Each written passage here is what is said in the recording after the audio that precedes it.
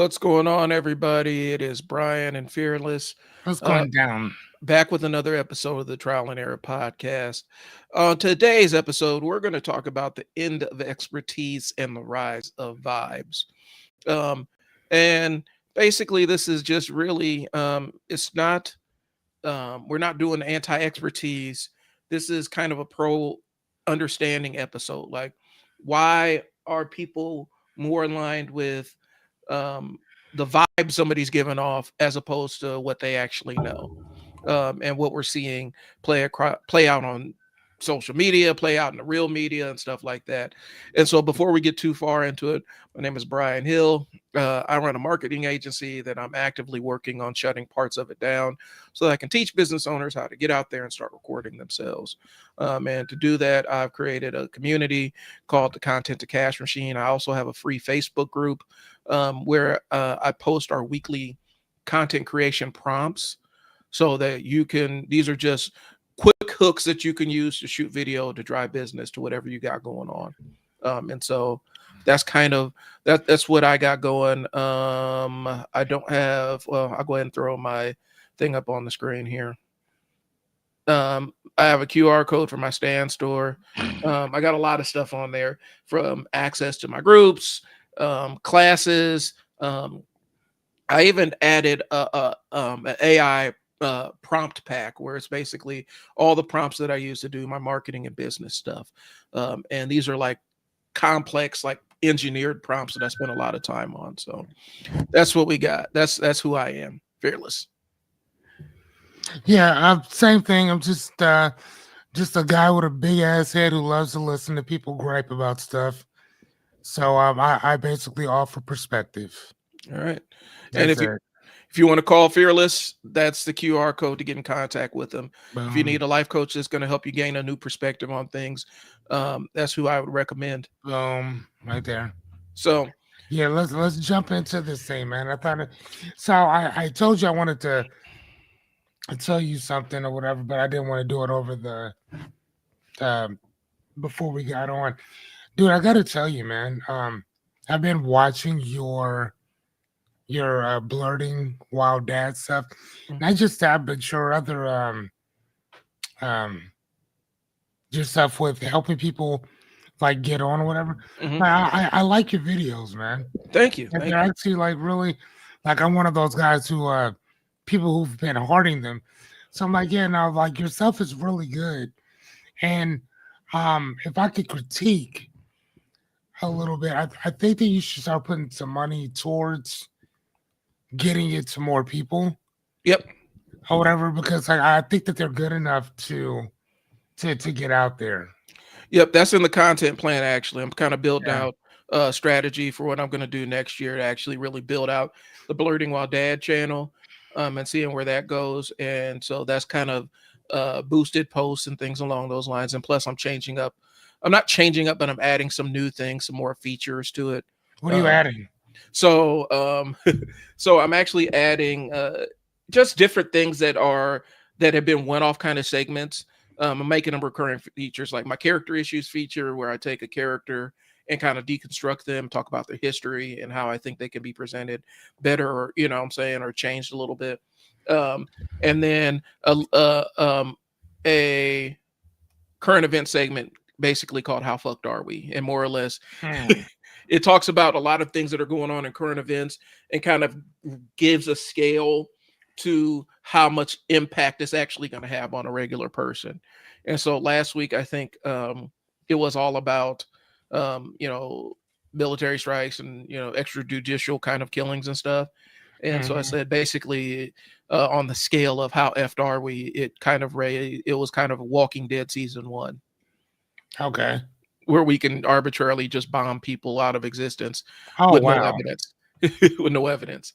And so I'm doing that. I'm doing the characters issues, and I'm also doing ask a dad. Basically, it's just being a grown man and answering questions from younger folks who may be trying to figure out careers, parenting, things along those lines, and Mhm.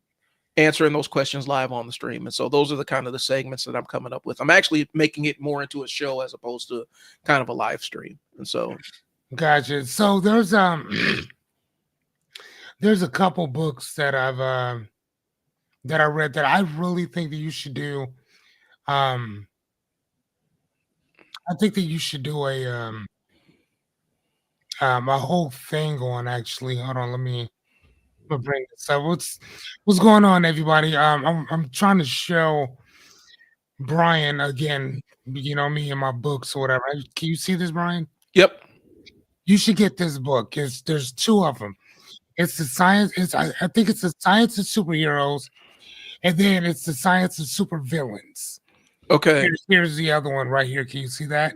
Yep. I think I might actually have the superheroes one somewhere in my house. Okay, then Yeah, I'm gonna look at that one. You gotta read that because I think that that's a really fun segment on taking what would it actually take for like a supervillain or even a superhero like Flash, for instance. If Flash is running, what is the real life consequence of him taking off standing right next to you? Oh, well, they explained that. So in the books, there's this thing called the Speed Force that he taps into, and basically, it more or less it alters Right, the but I'm physics talking about around in him. real life That's what I'm though. saying. And so they've tried to make it fit in real life because people have asked that question, like, well, you got somebody that's running faster than the speed of light in Earth gravity. That would absolutely create a level of friction that would Right, absolutely obliterate continents and stuff. And so right. they kind of roped in a narrative element where um it it it it it kind of isolates the effects of what he does so it doesn't hurt Mm, other people unless he wants it to be externalized. But right. But I'm saying though, yeah, like I mean that's a great observation. That's a great explanation as well. Hey, what's up, Chris? Um, I think that's a great thing, whatever. But I'm talking about real life type stuff. Like read the book, okay. or take some of your favorite superheroes as well as your favorite supervillains and tie into like if they were to do this in real life, what would Thor's hammer actually do to a continent or to a person that he's throwing it at? Yeah. Like, how much does it weigh versus how much torque or power is unleashed when he throws Myrna at somebody? Well, they actually did a show. Actually, was this a TV show too? Because I've I watched don't, the show. I don't know. Either way, I don't care. Yeah. I want you to do it. Okay. Like you to do it. I don't care if it already exists. I'm talking about you do it. Now, if you want, you can go back and watch some of those shows and put it together yourself. You're more than welcome to. Mhm. Or do like I do and read the book and then try to remember everything that I read. Which I just I actually finished reading last night, The Sunset Limited. Okay. I read the play and I also watched it with Tommy Lee Jones and Samuel Samuel Jackson. Jackson. Funny enough, though, so I'm not gonna lie to you. I think that the Samuel L. Jackson character was spot on. Hmm.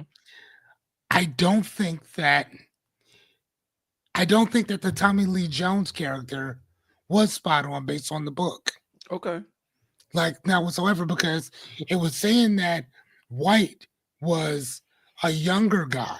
Yeah. Now again, I'm not saying that they didn't have the right actor for it or that they didn't have an amazing actor for it. Hmm.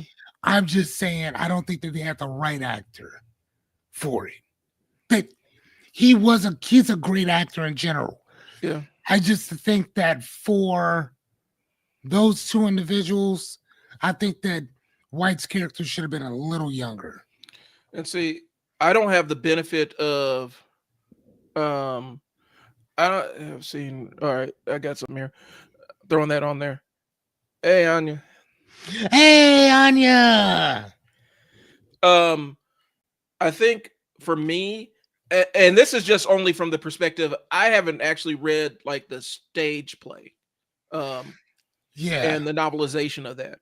I think from just the movie watching me, he made sense because they're peers, and so.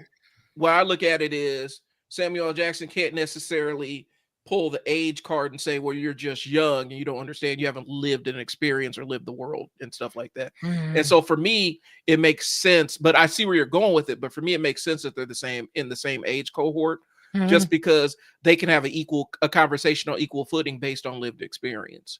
You Right. know, he's coming as a grizzled old professor who is kind of a nihilist, you know what I'm saying?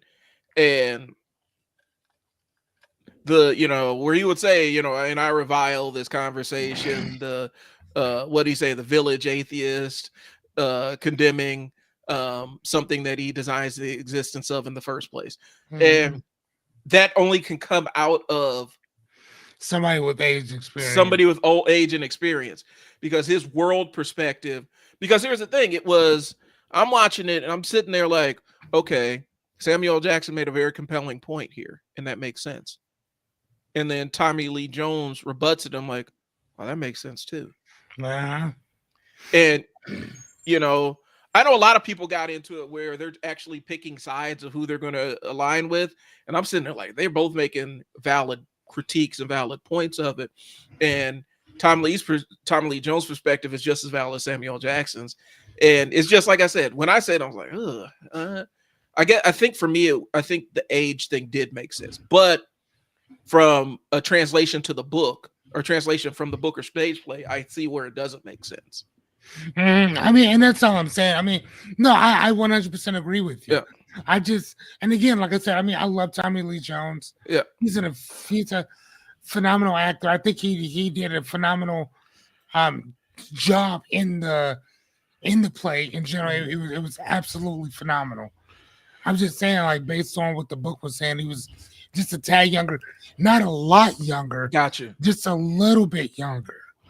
So I'm not saying that he was like a early Macaulay Culkin type of dude, I who feel you. just so happened, or Doogie Howser type dude. By no means, he was still older, just not as old as Tommy Lee Jones. Where it's like, bro, you almost out of here in general. Right.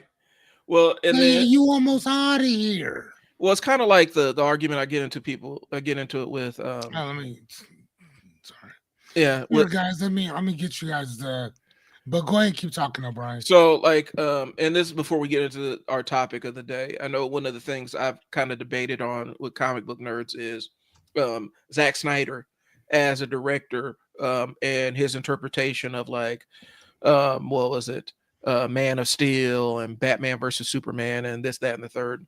And one of the things I've noticed is, and I said this before, Zack Snyder is a really good, he's a very amazing visual director. Like, like he's a visual artist. He's an amazing visual artist. And if he's working with source material that it needs to be a panel for panel translation of a graphic novel or something that's been drawn, he's amazing at that. Where he falls down is when it comes to original stories, because his only frame of reference, like when you talk about his interpretation of Superman or Batman, is the 90s era Superman or 90s era comic books. And in the 90s era comic books, this thing that I call grimdark kind of took over, where every single comic book is bleak and grim, and every single superhero has this dark, depressing, bleak story in the world. Like, and to me, it didn't sit right, because I'm growing up as a kid, a black kid in the 90s. And I mean, I've seen street violence, I've witnessed it, I experienced it. And some of the stuff that they were doing was like cartoonish to me. And that was his frame of reference, where everything's dark and everything's bleak and there's no hope. And so that's where you get a Superman who is supposed to be the beacon of hope across comic books. And that's kind of how they present him.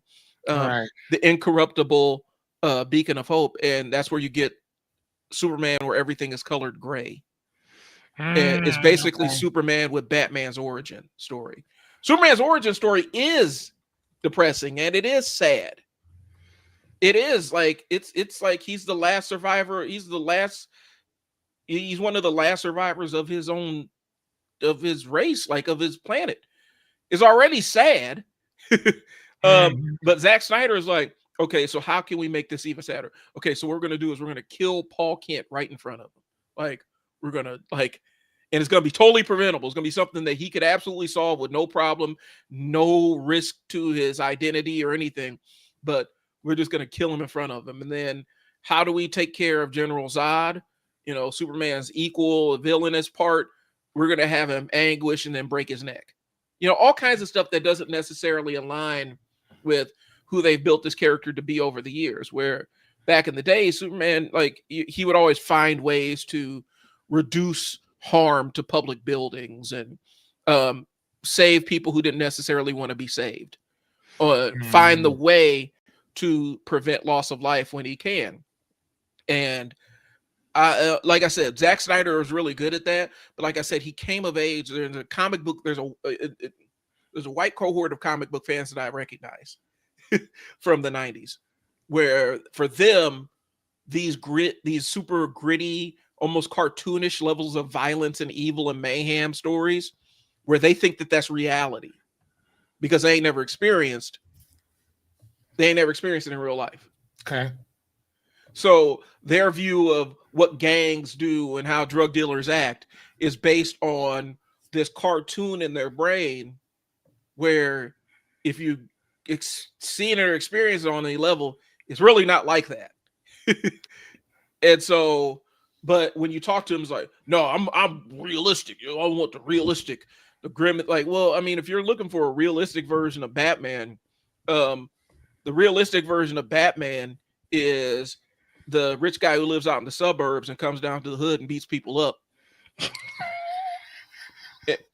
And beats up people who have mental illness. And that's what you're looking for. But if we're talking about the nuanced version of Batman that they're trying to present now, which is, in your mind, which is unrealistic, he's more of a social worker who will put hands on you. Like now, he's more of a social worker who will put hands on you, and not this black and white everything. Where there's nuance to what he does. And it's like, y'all want this super dark version of Batman. That's why they had the big thing about killing all these superheroes in the 90s, bro. Like the death of Superman, we broke Batman's back. You know what I'm saying? Last thing, real quick. Gail Simone, and right now she's a really prolific comic book writer. She got started as a person who was kind of a comic book critic, and she wrote an essay called "Women in Refrigerators." I think it might be an essay or website. It might have been the website, but there was essays about it too. Basically, it's women in refrigerators, and so basically, it's the concept that in comic books during that time frame, women were used as plot devices to make the main character take action. And it came from a story that came from that grim dark 90s era of Green Lantern, where it was the new Green Lantern, Kyle Rayner, and he had this happy relationship with his fiance, and the main villain of his story, this is why it's called Women in Refrigerators. He killed her and stuffed her in the refrigerator for him to find. Of course. And so that's where the concept is women in refrigerators. And the essay was basically saying, this is problematic because what happens is you're utilizing violence against women, and then it kind of expanded out to marginalized groups, but you're using violence against women as a plot device, and it doesn't really enhance the story or anything. It's just for shock factor. And so either you're going to kill somebody, you're going to murder somebody, it's going to be some kind of sexual assault thing, or you're going to depower her. And that's going to be, she doesn't exist as a character. She just exists as a mechanism for the main character to be mad about. Oh, okay.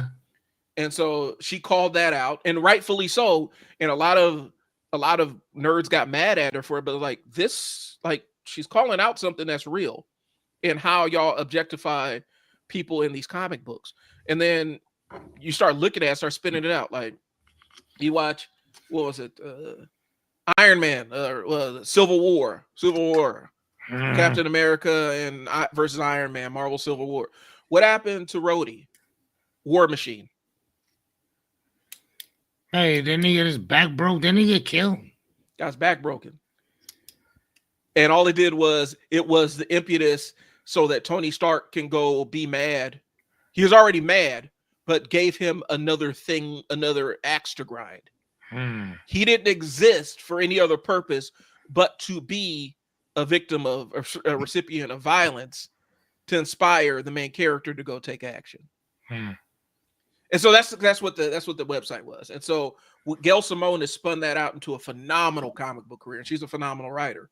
Um, and a lot of her stuff is kind of uh, um, genre breaking. She's the reason why Harley Quinn has seen outside of Batman the animated series, she's the reason why Harley Quinn has seen this huge resurgence. She kind of recontextualized Bane as a character and King Shark. Like if you've seen any of the Suicide Squad movies, the recent ones, the one that James Gunn did, that's kind of based on how Gail Simone wrote those characters, where it's a black comedy, if that makes sense, where it's a dark comedy. But Yeah, I these mean, characters, yeah, but I mean, I think the only one who went off to do anything was Chris and what is that? What is that show on HBO? oh, Homelander, I mean, no, Peacekeeper. Peacekeeper. Well, but she also kind of that humor. So the entire James Gunn universe, the humor that's in those shows and movies is kind of how Gail Simone writes her characters and books. Hmm. So it's a really kind of comedy with an edge to it, and it was weaving in political things like, misogyny and racism and all kinds of other stuff into the book. Did, And did so you watch Peacekeeper? I saw season one. I haven't started season two yet. We watched all of Yeah, season one. I watched. It's a very interesting take. It's a Gail Simone, like I said, it's kind of a Gail Simone season kind of thing. But I'd heard I haven't seen it, but I've heard that season two just kind of collapses once you get towards the end of it, which it is what it is. But I don't know about I mean, I just have I to don't watch know if it it play out. collapses. I think it was a very interesting plot in general. Um, but it was still good. It was still fun to watch. Okay. Well, and I love season one just because I thought season one was funny and it was kind of a send up of the entire character of the superhero that kills people. He's a superhero, but he kills people. Yeah. And what kind of sociopath you'd have to be. So anyway, but I guess Gail Simone, the entire women in refrigerators thing, it ended up becoming a trope in and of itself. But it was really kind of an interesting take on it. She's a good writer. Now, I don't know how I got on that topic, but let's get into the meat of what we're talking about today. For sure. Did you put it in our notes? It's in the notes. Perfect. No. Okay. And so today we're not talking about, and let's reiterate, we're talking about the end of expertise and the rise of vibes. And what that means is we are basically shunning, like we've kind of reached this precipice in society where we're shunning expertise. And it's a concept I described a couple of weeks ago where people will believe somebody who just is able to rapid fire bullshit as opposed to somebody who says, I need to look that up. Like they're more trusting in the person that could just spin bullshit on immediately. And so if you got the vibes of somebody who's trustworthy, people are going to trust you. Or you got the vibes of somebody who knows what they're talking about, they're going to lay down their trust for you. And so that's kind of what the take is. And so this is not an anti-expertise episode. This is basically saying this is not a good thing. And so we're talking about it's kind of shifted how we believe people. It's the reason why Dr. Phil can be Dr. Phil without being he doesn't have his license anymore, but we just say, yeah, we'll trust Dr. Phil. Dr. Oz is selling people snake oil because he actually has a medical doctor's license. You know what I'm saying? And so confidence matters more than actual competence. Okay. And we lean towards people that we can relate to. And so you're kind of talking about it off air regarding, politicians or whatnot. And I was saying, I think we've kind of reached this thing where as much as people want to say that they don't believe that, people want to be lied to more or less by their experts. They want their experts to lie to them and give them a reassuring lie as opposed to a truth that it may be hard to swallow. And so you were talking about that with the affordability thing. If you can expand on that. Yeah, I mean, I was during the election, our president, and again, I consistently say our president because whether you like him or not, he's still our president if you live in the U.S. And our president consistently kept saying that we're going to make things more affordable. We're going to make this affordable. We're going to make that affordable. Groceries affordable. And then he went into, oh, I love the word groceries. It's a old word and blah, blah, blah, blah. But we're going to make that affordable again. Fast forward, everything that's gone up sky high. People can't afford this that anymore, that anymore. And then they're like, hey, man, I thought you were going to make everything affordable. Mm-hmm. And then he's like, why are you talking about affordability? Stop talking about that. Why? Who's talking about that? Like, and then now it's the thing that he doesn't want to hear about affordability anymore. Right. It's a scam. Everything's fine the way it is. Matter of fact, what he said was affordability is a Democratic word. Right. It's a word that the Dems have basically used to try to take stuff over. And it's like, bro, you're the one who said this. Yeah. So it's literally a thing of saying one thing and then placating on people's emotions and their fears and their anger and their hatred and their cult-like fascination for you, and be like, well, yeah, no, I never said that. Yeah. It's just like those people who will interview people and say, hey, did you hear about when Joe Biden did blah, blah, blah, blah, blah? And then you get the people talking like, yeah, he was just horrible, this and the other. Oh, I'm sorry. Hold on. Actually, that was Trump who did that. Sorry. Same question.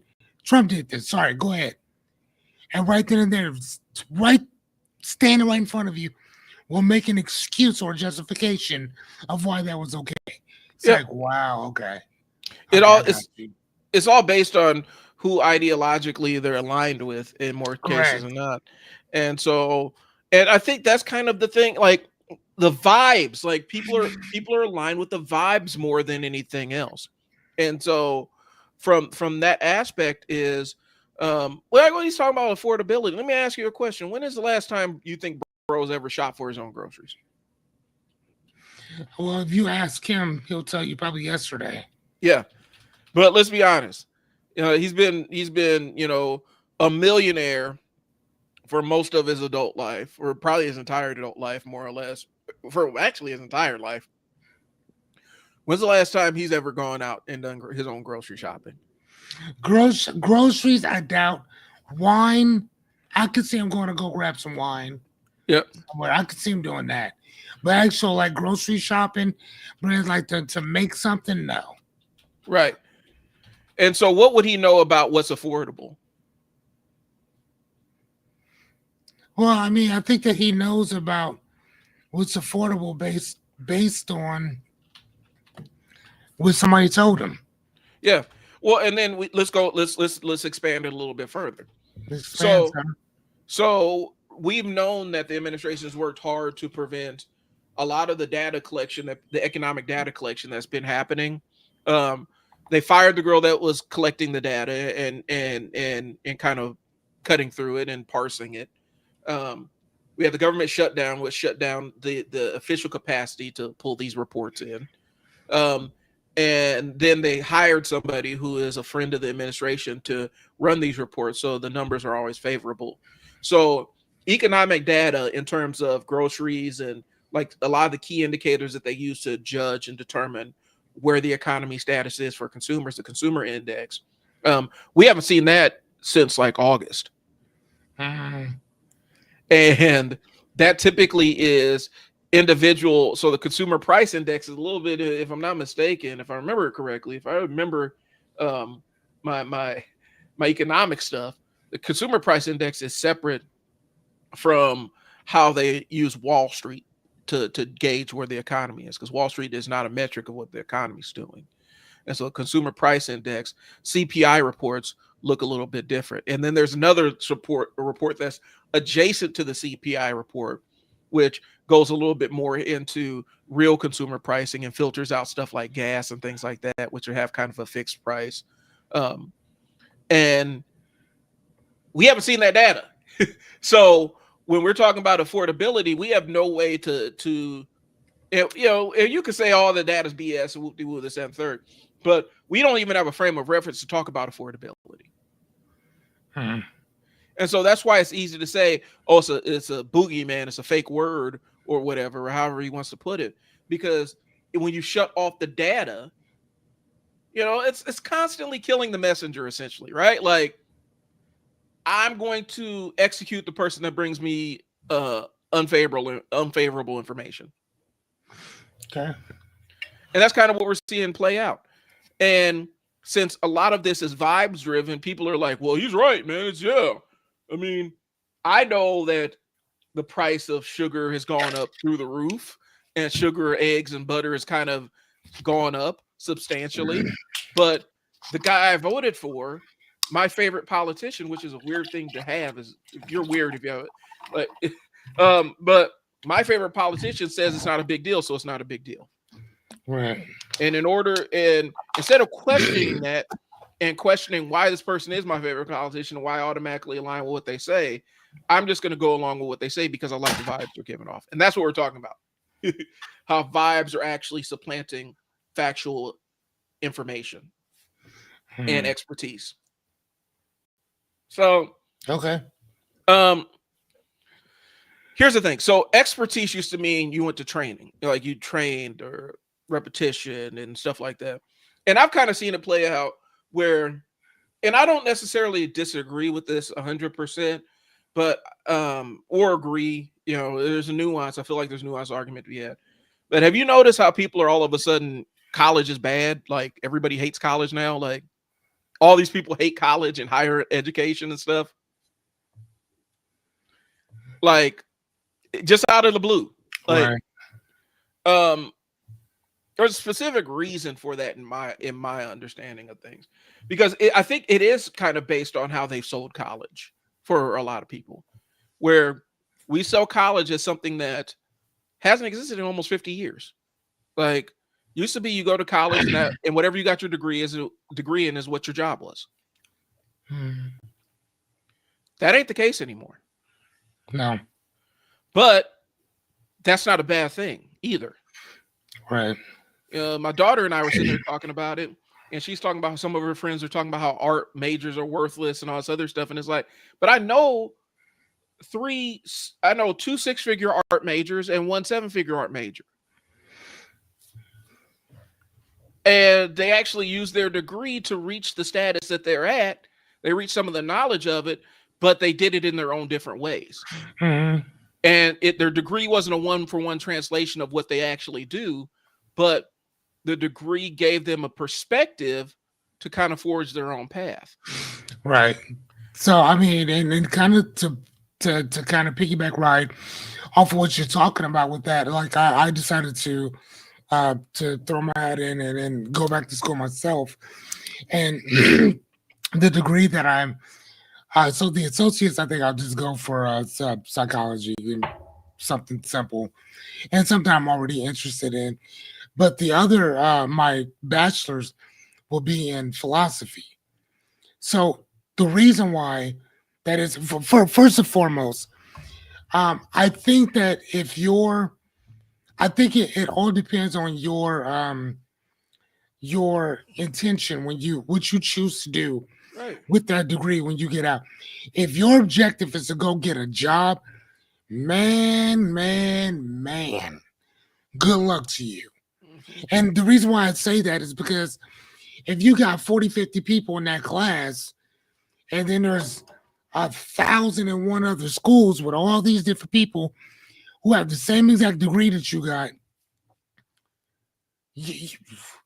dude, good luck. I mean, your competition is gonna be crazy. Well, and right? But and for me, I have no intention of getting a job with somebody else. Mm-hmm. I know exactly what I'm gonna do with that degree as soon as I'm done with it. Right. And it has nothing to do with working for somebody else. Nothing. So again, I think that it's before They can sell us on, yeah, you'll get a better job, this, that, and the other, blah, blah, blah. But now, man, shit, you better take that degree and go do something different with it. Uh, And for me, like, I want to go to school because I really want to learn something that I don't know, that I do not know. mhm. Right. And again, I know that college is going to show me, teach me something that I don't know, Right. and teach me things that I don't know that I don't know. But teaching is something that I do want to do for sure, Right. or whatever. And again, I'm going to get that particular degree because I know what I can do with it based on the skills that I already have now. Hmm. So if I can help you now as a life coach, and I've been calling myself a philosopher for years. Now I'm actually going to go in and put the work in to actually do it so I can understand exactly what it's about, so I can go build my own stuff. Like, dude, what? Why would I want to go work for somebody else? Why would you want to work for somebody else if you know what's coming down the shaft for you? Okay. Right. Okay. So, Okay. yeah, you all right? Yeah, I'm good. Okay. Like, okay, so the example. So I came out of high school. When I was coming out of high school, I graduated high school. I had 4 years of AutoCAD. And for the people who don't know what AutoCAD is, that's computer assisted drafting. And more or less, that means I could render entire houses and stuff in 3D. And that was like my I had a portfolio by the time I left high school. Like that could have been my direction. I could have been in any architecture firm and doing all that other stuff, right? My career path was going to college to become a construction engineering major. I had no idea what construction engineering was. I just knew engineering, right? I get in to college, and I had a scholarship and the whole nine. And the first thing I realized within probably about 2 months of being in college was I hate fucking construction. I hate construction engineering. I don't have a brain for it. This is boring to me. I cannot watch another video about Portland cement. I don't care. Um, and flashing and all this other stuff that goes into building houses and buildings, you know. And so I checked out of that immediately. And I ended up getting into journalism. Like that switched my major to journalism with a minor sociology. And then I took a raft of abnormal psychology classes and political science classes. I didn't know what I was going to do with it. Now, at the time, what I was going for was I was working the radio station. I was always in contact with record labels and stuff. My goal was to be a hip hop journalist. Like, that's what I wanted to do. I wanted to interview the movers and shakers in the industry. And again, that was my bigger framework was I wanted to be Russell Simmons, like, before we found out he was a sex offender. And um that was kind of the path I wanted to walk. But I didn't have an illusion that I was going to graduate with the degree and then automatically just fall into the thing. And I think the perception that we've been telling kids is you go to college and get your degree and that's what you work in. And we've known that's bullshit for the last almost 40 years. But I think people have latched onto it and say, well, all college is worthless. Well, it's not worthless. Like, Yeah, no. it's not worthless at all. As a hiring, I don't think so.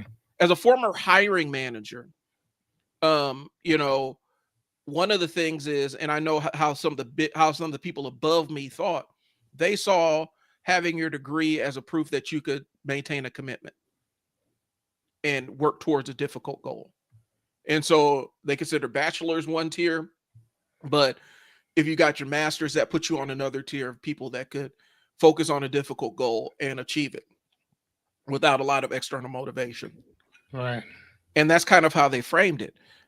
Way I see it is, it's kind of a means to end. You need a degree to get a lot of jobs. Now they don't specify what the degree is in most of these jobs, but if you want the jobs, you got to go get the degree. Yep. But I look at it, put everything backwards first. What do you want to work in? And then you figure out what degree you need to pursue in order to work in that thing. But I literally dropped out of school with like one or two classes left. I had a full 4 years of journalism. Like I could have walked across the stage, but I said I need to work. So I dropped out and said, I need to figure out what I want to do with my life. And part of it was my goal was I was going to do the radio thing. I was going to be a hip hop journalist. I was going to work in the news and stuff. And essentially, my mom and one of her cousins staged intervention on me and said, Brian, you're never going to make any money in radio and you need to let go of this fantasy. Now, here's a couple of things for context. We were one of the first radio stations, college radio stations in the country that was on the internet. You know what internet radio became? That podcasting. It became podcasting. We had fans all over the country. And they intervened on me. And I wish I knew then what I know now, where I could have said, yeah, I'm going to walk my own path. But the reality was I was like a 19-year-old kid. And the adults in your life are supposed to mean right by you. And they did. They meant the best for me. They wasn't trying to sabotage me. They're going from their frame of reference as, and this is kind of what it is. I have black folks that grew up during segregation, came of age during segregation.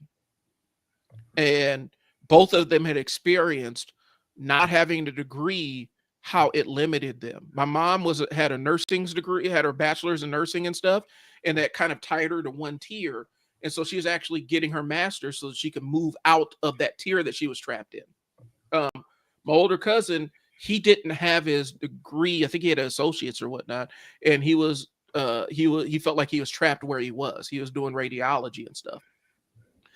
And they, in their best, they thought that they were saving me from a life of uncertainty and not making any money.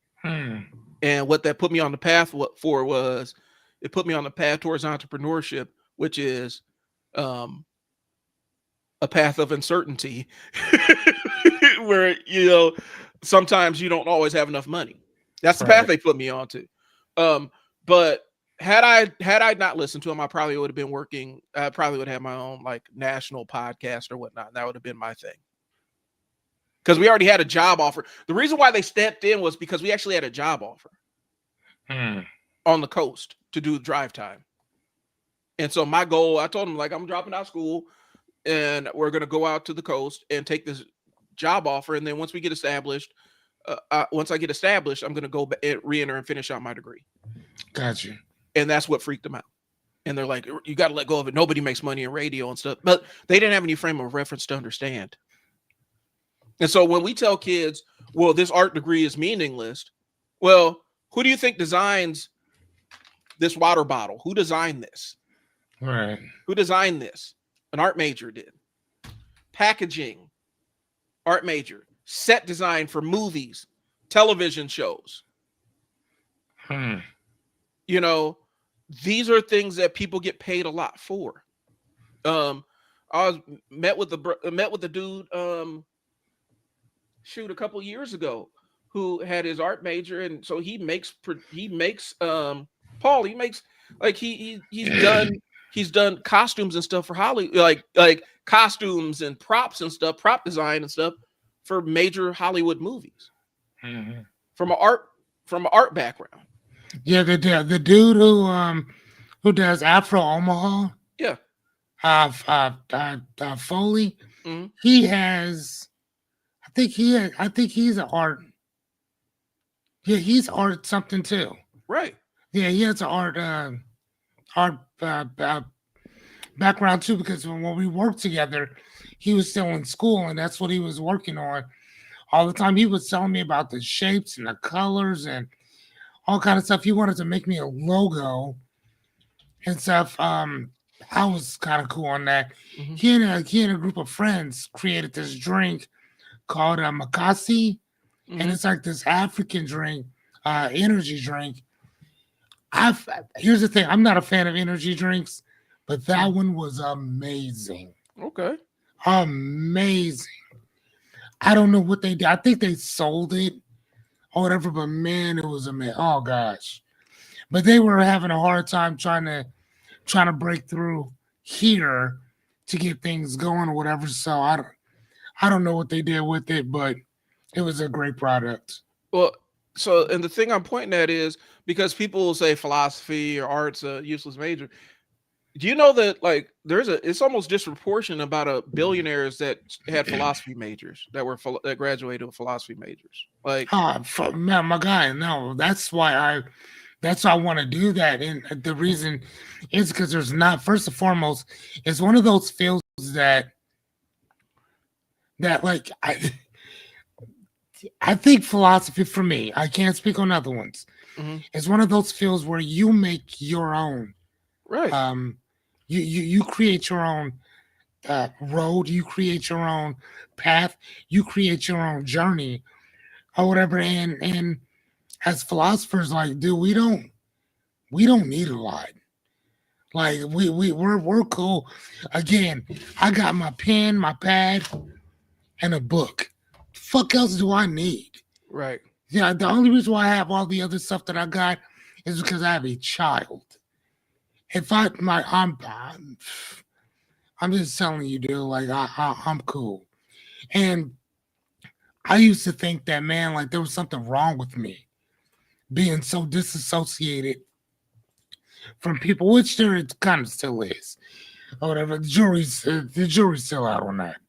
Um, but that's just one of the things that I love. And like, and I heard this guy from Ghana.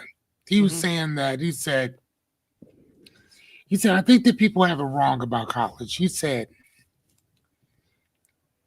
said you want to look outside your door, and he said you want to look for problems. mhm, Okay, and he said you want to ask yourself, what problems do I see? Number one, is there anything that I already love to do that I can help solve these problems?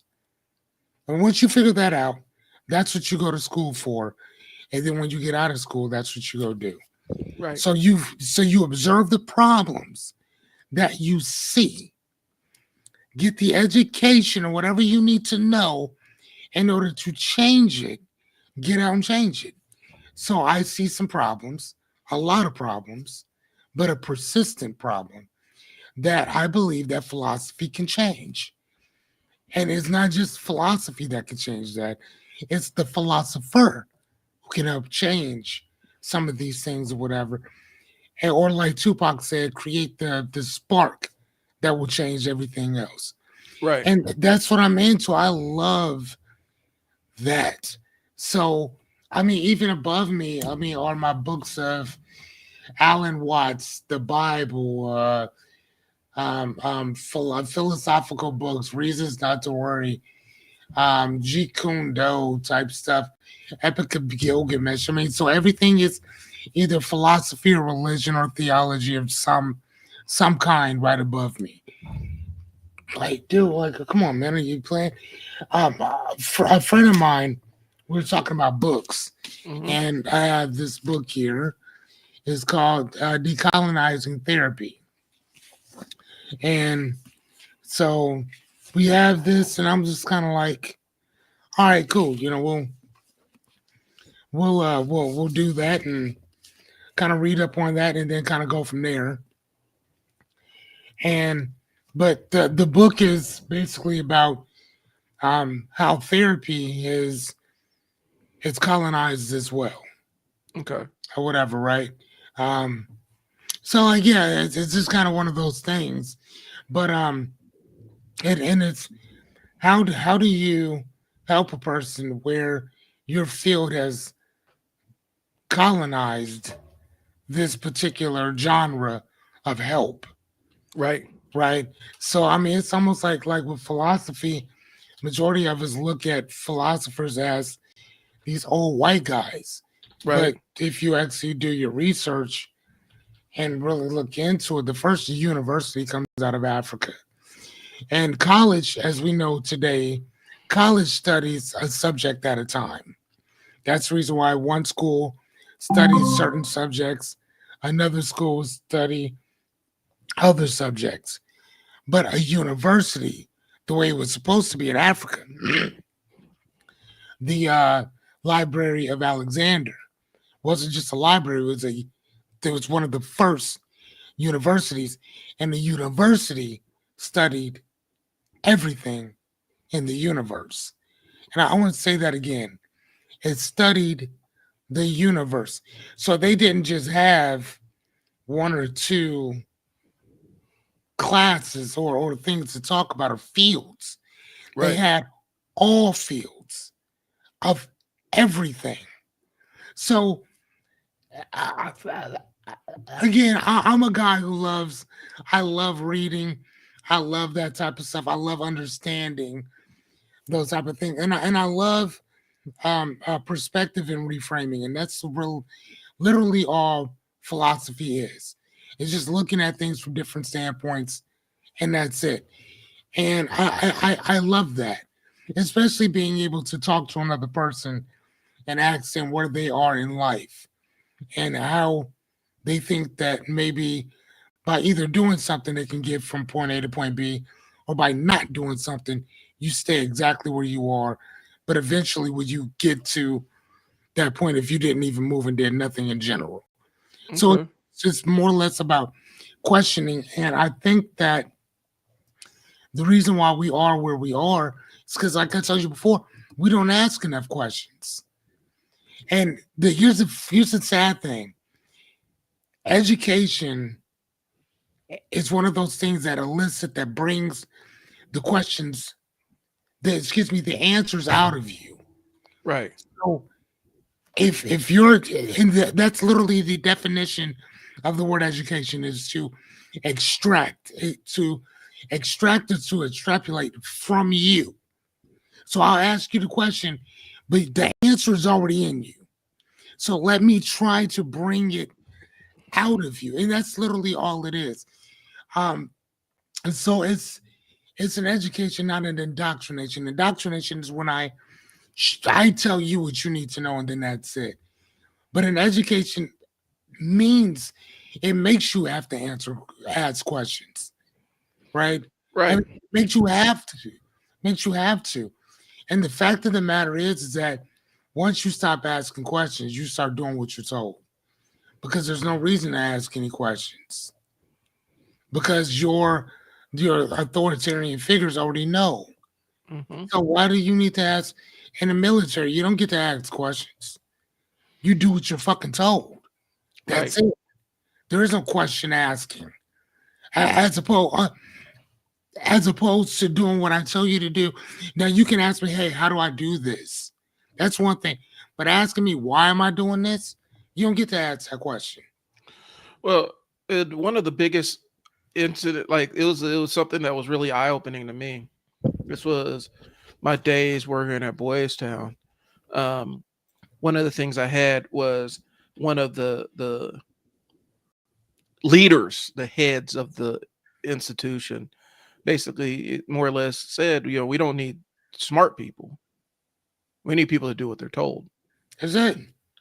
And that was kind of a like it was more or less him letting me know like I don't really care what you have to say about Yeah. this thing. And I also don't care about your degrees either. Yeah.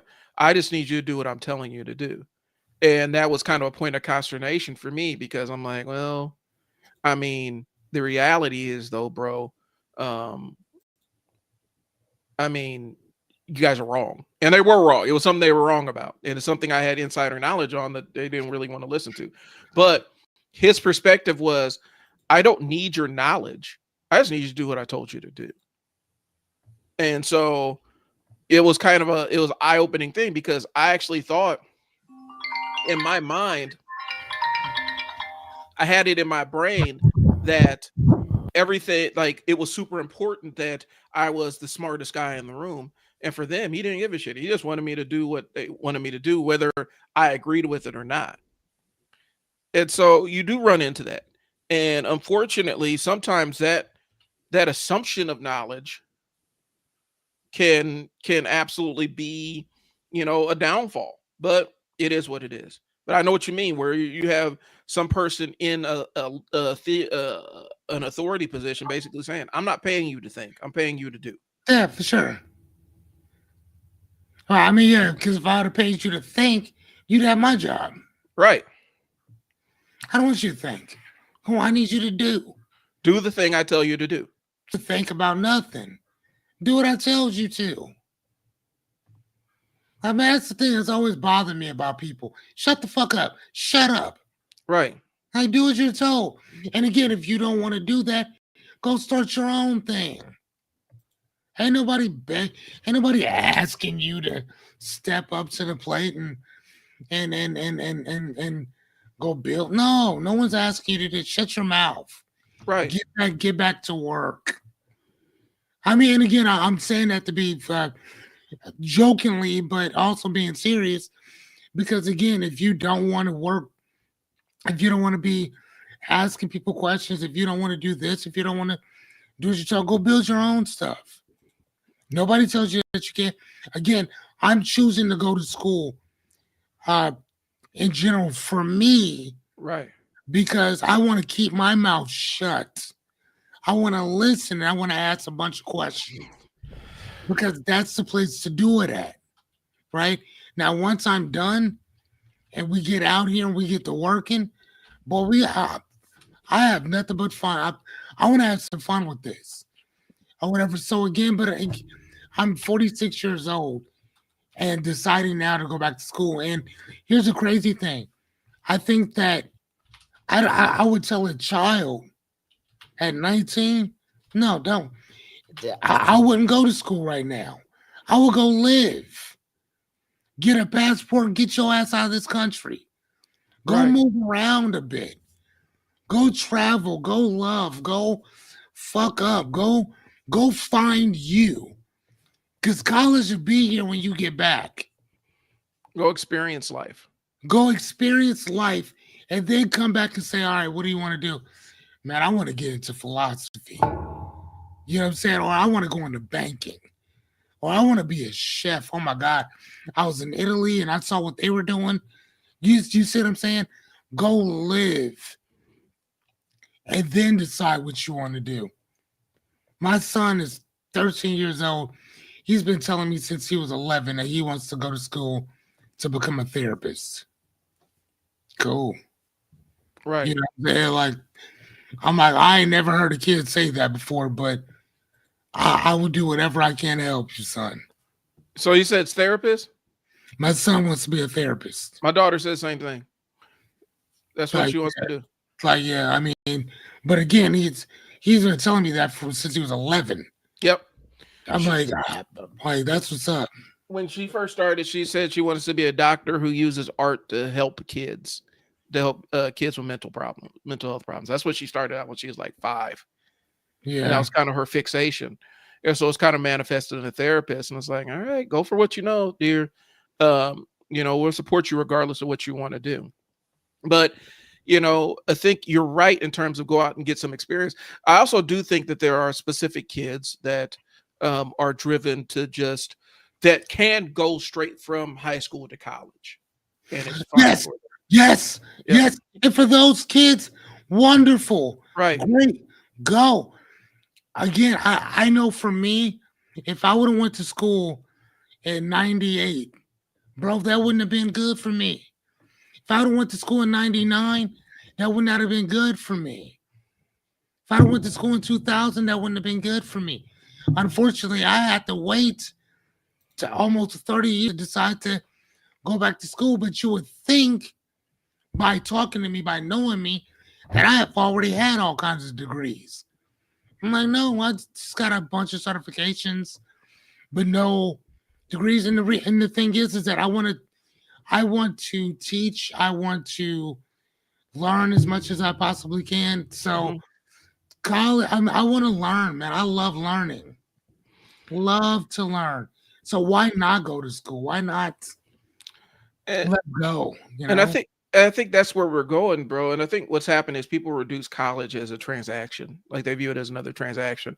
I do this to get this in the future. And it's like, it's not necessarily what higher education's for. Sometimes you learn for the sake of learning and to expand your brain. And I mean, shit, look behind me, bro. Like, right. What's like, what? Like, I have a whole library in my house. Well, literally. And I think what we're kind of running into collectively as a society is we have more information at our fingertips than we've ever had, ever. Yes. And as a result of that thing, um, we are also less knowledgeable than we've ever been before.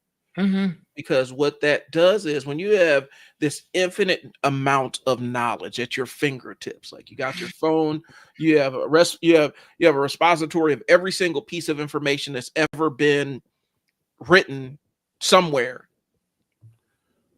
What happens is you get people that mistake familiarity with a topic with expertise. And they think because they are able to Google something or watch a video about something on the internet, that they are standing on the same foothold as people that have been studying and researching said thing for decades and decades, just because you have the ability to consume their work. And what happens is it goes into like what the news does, wherein the news reports medical advances and stuff. They're not reporting medical advances. They're not even reporting findings or anything. They're reporting preliminary things that may be true, but they say them as a definitive thing because they know that most people don't parse research data like that, because you have to have a special level of education to parse research data. I was Yeah. watching this thing. It was on Twitter, and of course, all the worst shit in the world happens on Twitter. But some guy, this white guy, made this YouTube channel, and basically he was going through Dr. Umar Johnson's thesis, his graduate thesis, and trying to deconstruct it. So Mark Lamont Hill jumps on there and basically asks the guy, "What qualifications do you have to debunk his thesis?" And the guy's like, "Well, I don't need qualifications." He's like, "Are you familiar with the thesis process? Like, I'm not talking about the factual information in his thesis. I'm talking about how the thesis is constructed from a structural Mm. standpoint." Okay. And he's like, "You don't have that. You don't have that knowledge because you've never done it before." He's like, "I've done this before. I have a Mhm. doctorate. I've done I've sat on the committees. I know how this entire process actually works." And so while you may be able to debunk factual stuff on there, what you're doing is you're doing a structural critique on his graduate thesis, and you have no foothold to stand on. Right. And this guy was trying to fight a doctorate level person who's been through this process multiple times, who sat on multiple committees. He's trying to fight this guy to the ground about this. And he's like, "You don't have any knowledge." Like, he's like, "I'm not talking about factual basis or what you can find to disprove or debunk what was actually said in the thesis, like the factual stuff that was in there. You're trying to critique the structure of it. And I'm telling Right. you, you don't have the depth of experience. If you've never been through the process, you don't know what you're talking about." Mm-hmm. It's like, we could debate the factual basis of it all day, but that's not what we're talking about. And it came to a point where it's like, he doesn't even know that he doesn't know what he's talking about. Right. He doesn't even have the knowledge to understand the baseline of what you're talking up here. His understanding of it's down here, but he thinks his understanding of it is up here. Okay. And so that's what he's, and that's kind of that thing. You're familiar with the concept of what a graduate thesis is, and you're familiar with the precepts of how research works, but you don't even have the understanding of having gone through the process yourself Got you. to understand the structural side of it and what that's supposed to look like. So, You know or what? Kind of. it might have been, I think it was actually his dissertation. I think that's what he was taking issue with. But Okay. he's like, you've never been in the room to understand how these things are constructed. So the things you're critiquing are structural things, not factual basis. And so, and that comes from familiarity with a concept. It's like watching a YouTube video and deciding you're going to give yourself brain surgery. You know what's so funny is that we were talking about Liberty Twitcher before, and you made that one comment, and you said, "Is this an opinion piece or is this a fact piece?" And I was like, "Okay, I didn't know what that meant," and you explained it. I was just having a conversation with somebody. Man, I cannot remember what we were discussing, but he said I had read in some magazine, blah blah blah blah blah. He was going on and on about this thing, which kind of felt a bit far fetched to me. Hmm. And the first question I asked him was, I said, "Was this an opinion piece or a fact piece?" He said, "Oh, hold on. What do you mean?" I said, "Well, in majority of these publications, if it's just an opinion piece, they're gonna have a whole bunch of stuff in there, okay? But it doesn't necessarily mean that it's a fact piece where there's sightings. They can go back and this is where they got their information. They got it from here, there, and blah blah blah blah blah. Is this a sight piece or is this an opinion piece?" And he was like, "Wow, you know what? I don't know." So I said, "It sounds like an opinion piece. Not gonna lie to you, Hmm. or whatever." But again, I don't know. Neither do you. But I wouldn't walk around saying it as if it were a fact, though. Especially if you don't have all of the, you know, what I'm saying, the written information. And again, when you said that to me, that stuck with me on everything now that I look at. On, you Okay. know what I'm saying, on everything. And now when I'm talking to people, is this an opinion or is it a fact? I mean, where did you get this information from? Yeah. How did you obtain it? You read it from where? Okay, usually, right on top of it, of whatever the title is, it'll tell you whether it's an opinion piece or whatever. It usually tells you somewhere in there. And he was like, I don't know. I said, okay, well, I'm just saying, you might want to know that before you go around telling people this information. And I'm like, I just learned this myself. So it's not like I'm telling you something because I'm better than you or nothing. I'm not. This is what I learned. So, you know what I'm saying? So, I'm like, Right. now, when I read something, that's the first thing that I'm looking at on top of any paper now that I read. Is it an opinion piece? Where you know what I'm saying? Yeah. So, again, for me, that's what I do. And I think that I'm glad that I could help you out with that. Like, I'm glad that you're kind of seeing it like that, because I think that's a tripping point, because they're actually trying, a lot of these newspapers, there's an agenda with some of these corporate newspapers where they're actually trying to either shape how the opinion section are used or mask the editorial section to make it seem like these are factual stories and not just Mm, opinion, just not long-winded opinion pieces written by a journalist. You know, gotcha. journalists are allowed to editorialize, but you're supposed to document whether this is editorial, right?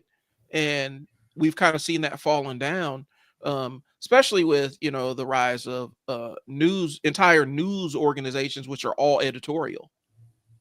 Like, you know what I'm Okay. saying? MSNBC and Fox News kind of stand out, where the majority of their content is actually editorializing, which there's nothing wrong with it.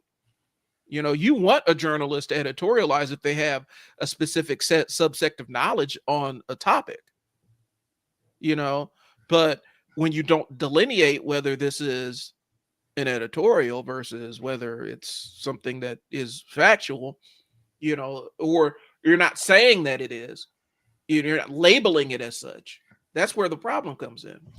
Hmm. And that's where people will take new sound bites from arguments that somebody's making. That's why there's really little value in those shows.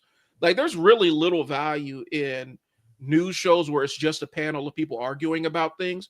There's no real actual value in that, because the people that do the facts and have the facts are typically shouted down by the people that are just making up shit, because the people that are making up shit have no moral anchor to make Right. sure that what they're saying is accurate. They're just trying to win an argument. Whereas the people on there, they're trying to establish a factual basis. They have a moral argument, and so there's certain things that they will not do to defend themselves, because they're maintaining this morality. That's why those shows are useless.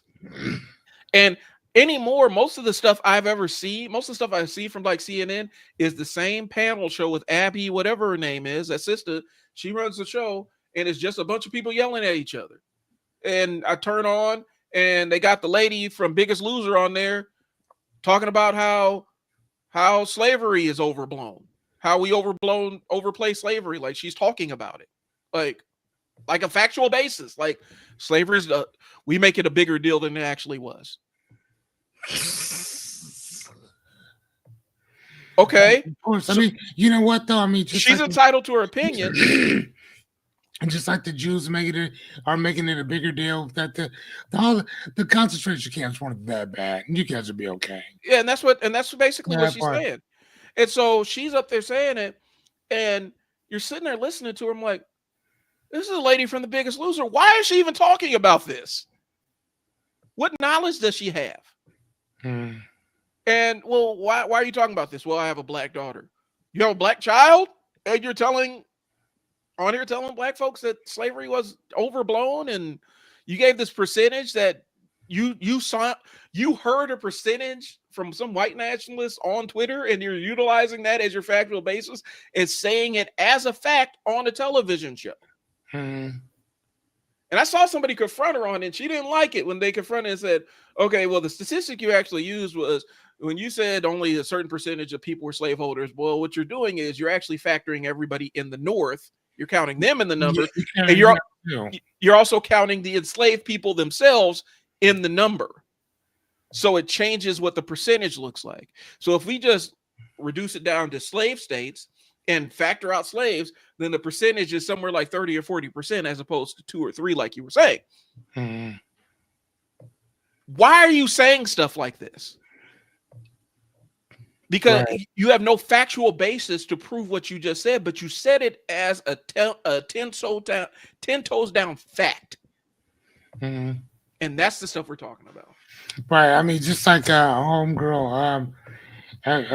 Just what is it that we're 14 or 15% of the population, but yet instead people said that we're like 50% of the jail, the population of the jail, and Yeah. it's not. It's actually 36%, which is still an abomination of a number in general or whatever.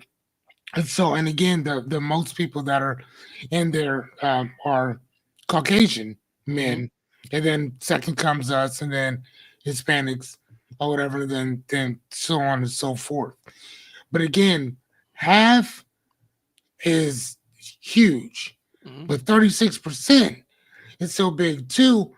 But again, it's not as bad as it would be half. Right. So again, if you're making it seem like half of the people, and again, you're also talking about a small population.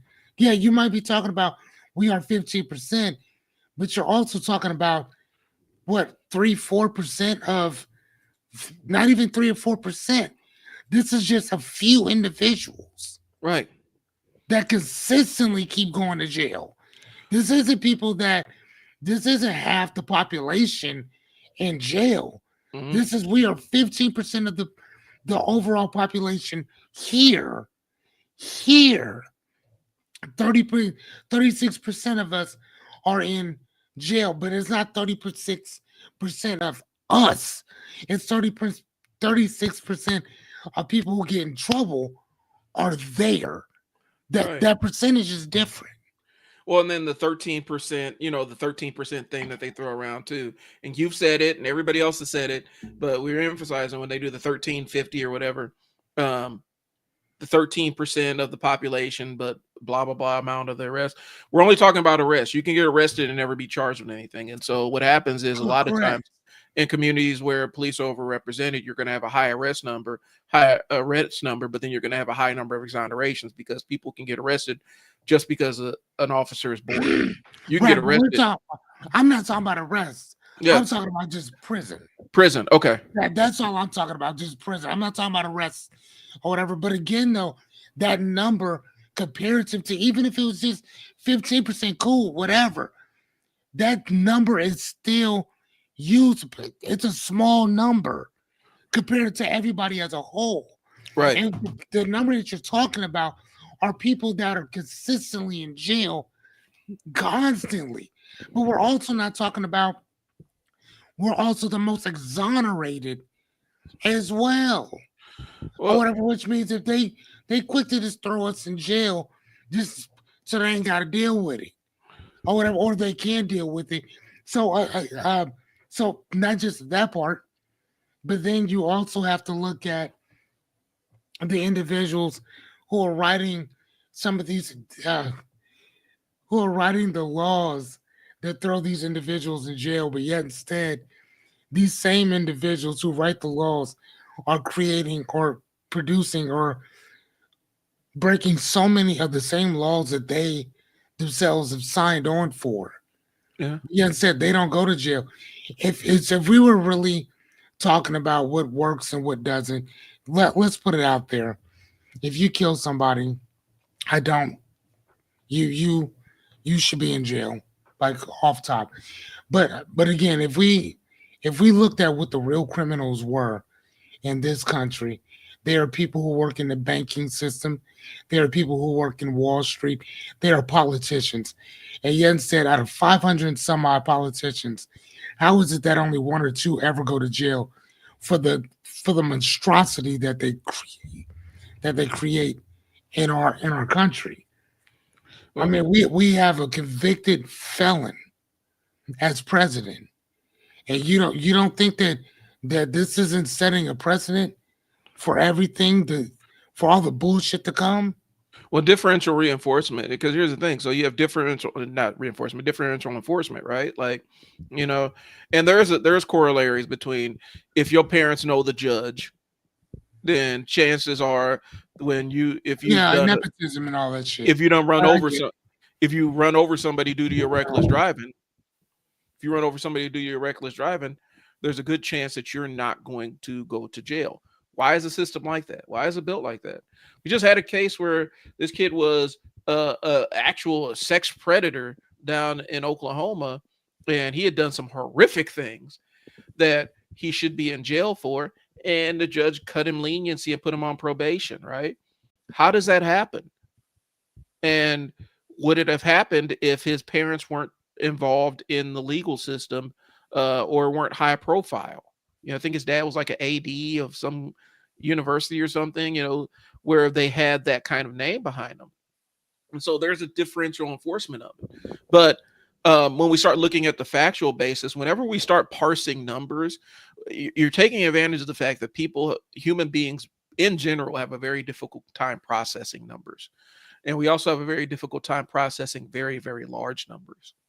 And so, especially when we start getting into percentages of large numbers, our brains don't comprehend much. Like read somewhere, the human brain, we don't really comprehend anything that's more than like five figures. Like it's hard for the human brain to mentally comprehend 10,000 of 10,000 anything, what? 10,000 of anything.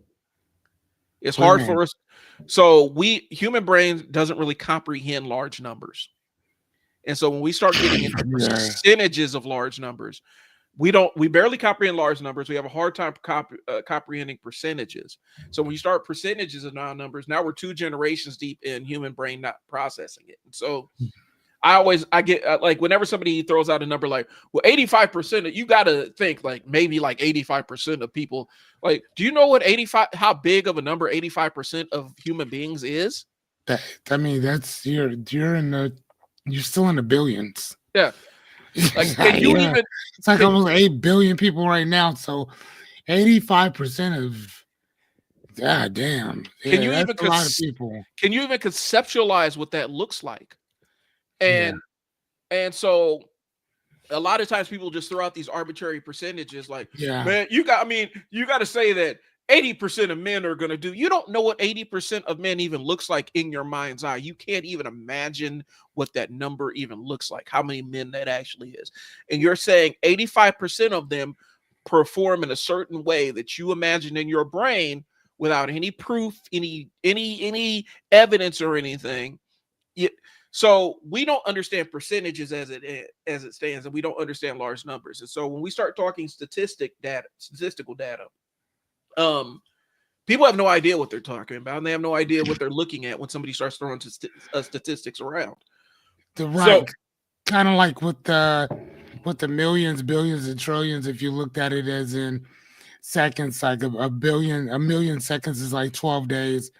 a billion seconds is like 31 years, 32 years. Mhm, But then a trillion seconds, right? So from a million to a billion, you're talking about years. Like, I mean, 30 some years, right? mhm. But from a billion to a trillion, you're talking about 31 years to 36,000 years. Right. 36,000. So again, if you're talking about that from a monetary standpoint, I mean, I want you to think about that. We are, what is it? What's our debt percentage now? I It don't was know. like 20. Yeah. Is it 20? It's 20 something now. So 20. So we're $20 trillion in debt. 20 trillion. Let's just say 20 trillion. You will never pay that. And I, I saw these aliens, and they were making a joke. They said, "Did you know that they owe somebody like trillions of dollars?" And the other alien was like, "How would you? Who do? How do you owe somebody so much money on some stuff that you created? Mhm. Like you created the money, you created the system. Just shut it down and recreate another one." Right. It's like you know what I'm saying. But again, we're like, no, we can't do that. Yes, you can. If you created this system, you can shut this one down and just start the fuck over. Well, and I let's mean, go. it's possible because if an asteroid were to hit us, you want to know what happens to the dollar? It doesn't matter. It doesn't matter what happens to it because nobody's going to use it again. So this concept goes Good into this. gosh. When I talk about the human brain can conceptualize it, follow my thinking on this. Like, imagine I showed you a picture of 10,000 of a thing, like maybe 10,000 blades of grass, right? And then I showed you a picture of 20,000 and 50,000, and then a half a million, and then a million. And I never gave you any of the numbers. I just said, give me an estimate. This is a round number. Estimate how many blades of grass are in this picture. Well, I mean, but what would the comparison be? Just the other pictures. I want you to estimate how many. I'll give you no Am I number. am I looking at them like side by side, or am I Not just looking at them side by side, just looking I'm at it. just looking at them individually? Yeah. And I mean, you wouldn't know. You can't conceptualize. You couldn't concept without the comparison. Yeah. You wouldn't be able to tell that. Even if you were to have one that says this one over here is 20,000, this one over here is 22,000. If they're all bunched together, you're not going to know the difference. You could put the pictures side by side with no numbers, and you still wouldn't have any guess. You would still wouldn't have any frame of reference to understand how many. Like, so when we talk about, people can't even conceptualize 10,000. We have a hard time imagining what 1,000 of something looks like. I've been to a football game. There's 90,000 people there. Trying to imagine that number of people in one place, even while you're sitting in the midst of it, is hard to wrap your mind around. But we're expected to understand what a million or a billion or a trillion looks like. How astronomically large $1 trillion is. We got $1 trillion companies right now. Nvidia, I think, is $1 trillion company right now. Can you even imagine what kind of wealth that is? Yeah. That's a reality warping level of wealth, where you can rewrite your reality. Like, if you have just a fraction of that money, you can rewrite your reality and the reality of everybody that you know. Oh my God, dude. Do you realize what I'm doing with I mean, even 1% of a trillion, which is what? What is 1% of a trillion? That's a bill. Isn't that a billion? I think it's a billion. A billion. Boy, stop. And that's what I'm saying. Like, did you realize the shenanigans I would get into? Right. It would just be, it's a reality warping level. And so what happens is when people have that, when they cross that threshold, there's a specific threshold of money that people cross where reality, the rules that we exist in, do not exist for them. Yeah, no, no, And the standards of no, living and dude. the social rules. Everywhere I go, I would go on horse and buggy Yeah. just to piss other people off. Like that's the type of shit that you do when you are a trillionaire. Like horse and buggy, Yeah. sir. Yeah. Like I'm like, listen, if you got somewhere to be, you ain't gonna get there. Not when I'm on the road. $1 trillion is enough. Like if you had $1 trillion, you could take 1 or 2% of that and probably buy half of the vehicles in your city. Okay, if you had what? Like $1 billion, right? Like a Okay. percentage of a trillion. You would have enough money to physically buy a fleet of vehicles that rivals a large city. Right.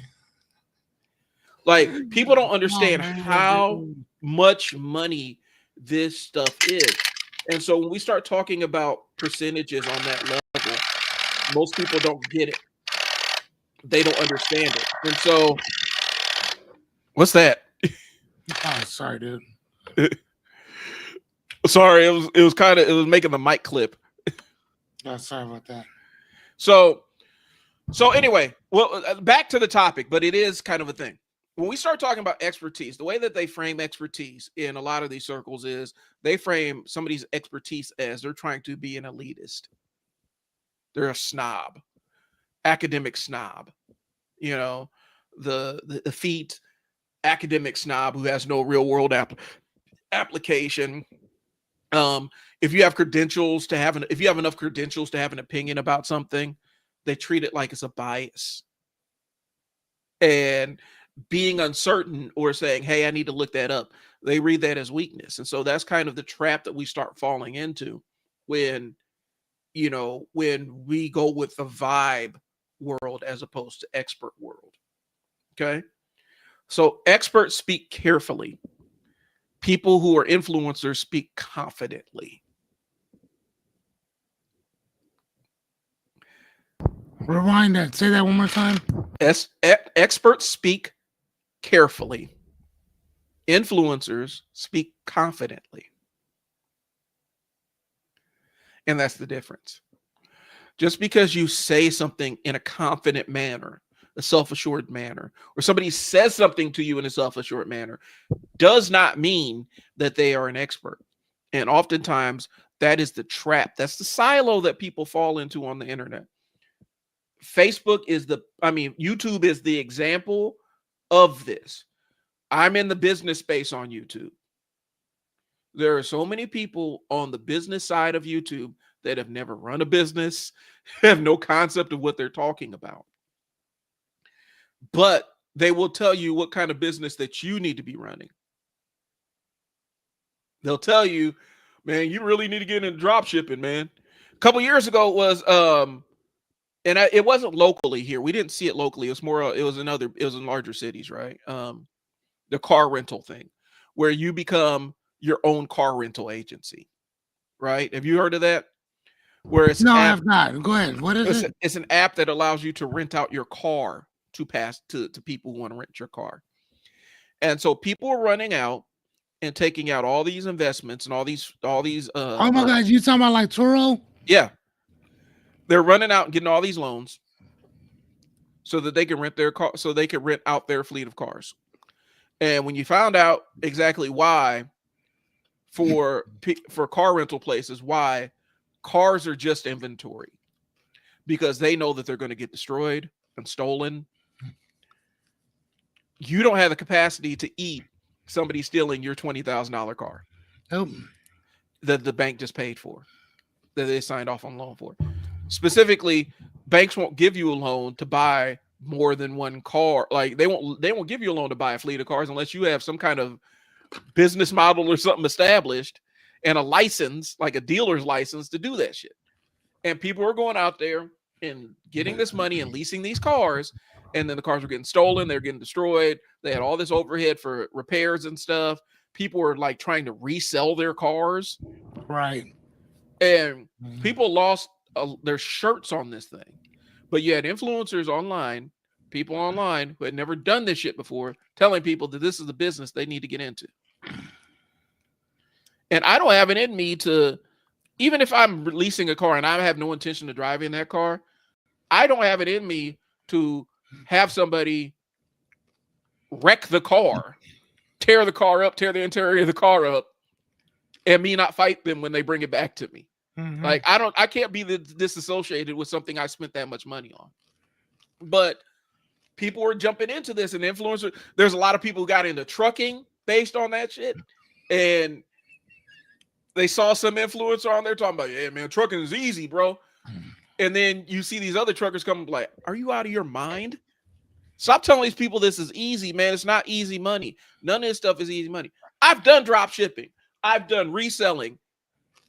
The amount of influencers that sit up there and talk about how easy this shit is have never done it a day in their life. If you've ever been out to a thrift store or a garage sale or even a storage auction and actually hauled shit from there, there's nothing easy about that money.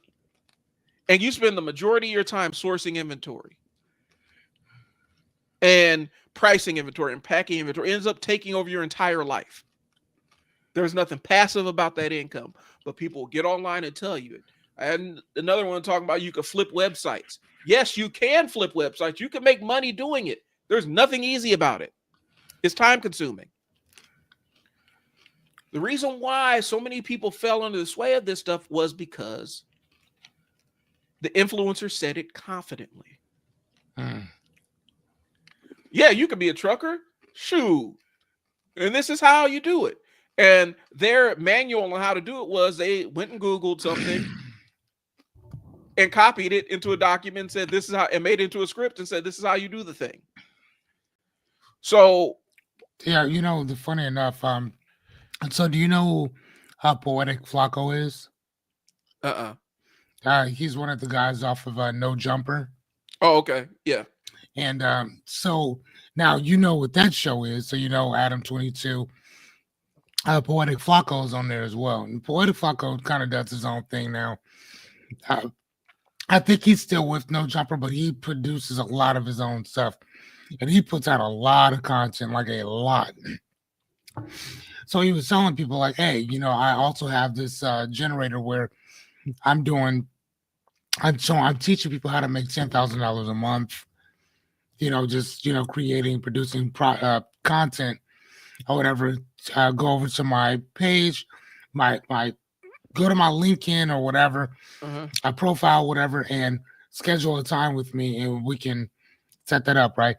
So I don't like to think, I like to know. So I went in and I looked at his stuff, and he charges $500 per hour for him to teach you this and the other, right? Mm-hmm. At least for the consultation type stuff, or whatever. Now, for him to work with you directly, I'm sure it's a little bit more than that. But I was kind of thinking about that, and I was like, that makes sense. But if you were just you, and I didn't know who you were, would I consider paying you $500 if you were a no name, right? But because you've been on No Jumper for for so long, of course people are going to pay you because they know exactly who you are. Mm-hmm. You know what I'm saying? So again, that's that whole influencer type thing, whatever. Now, what I would be doing if I were doing something like that is if I had somebody making $10,000 a month, I'd have them on all the time. Like, all right, hey, what are you doing? Please tell the other people what you're doing right now. You know what I mean? Yep. Like, again, that's just me though.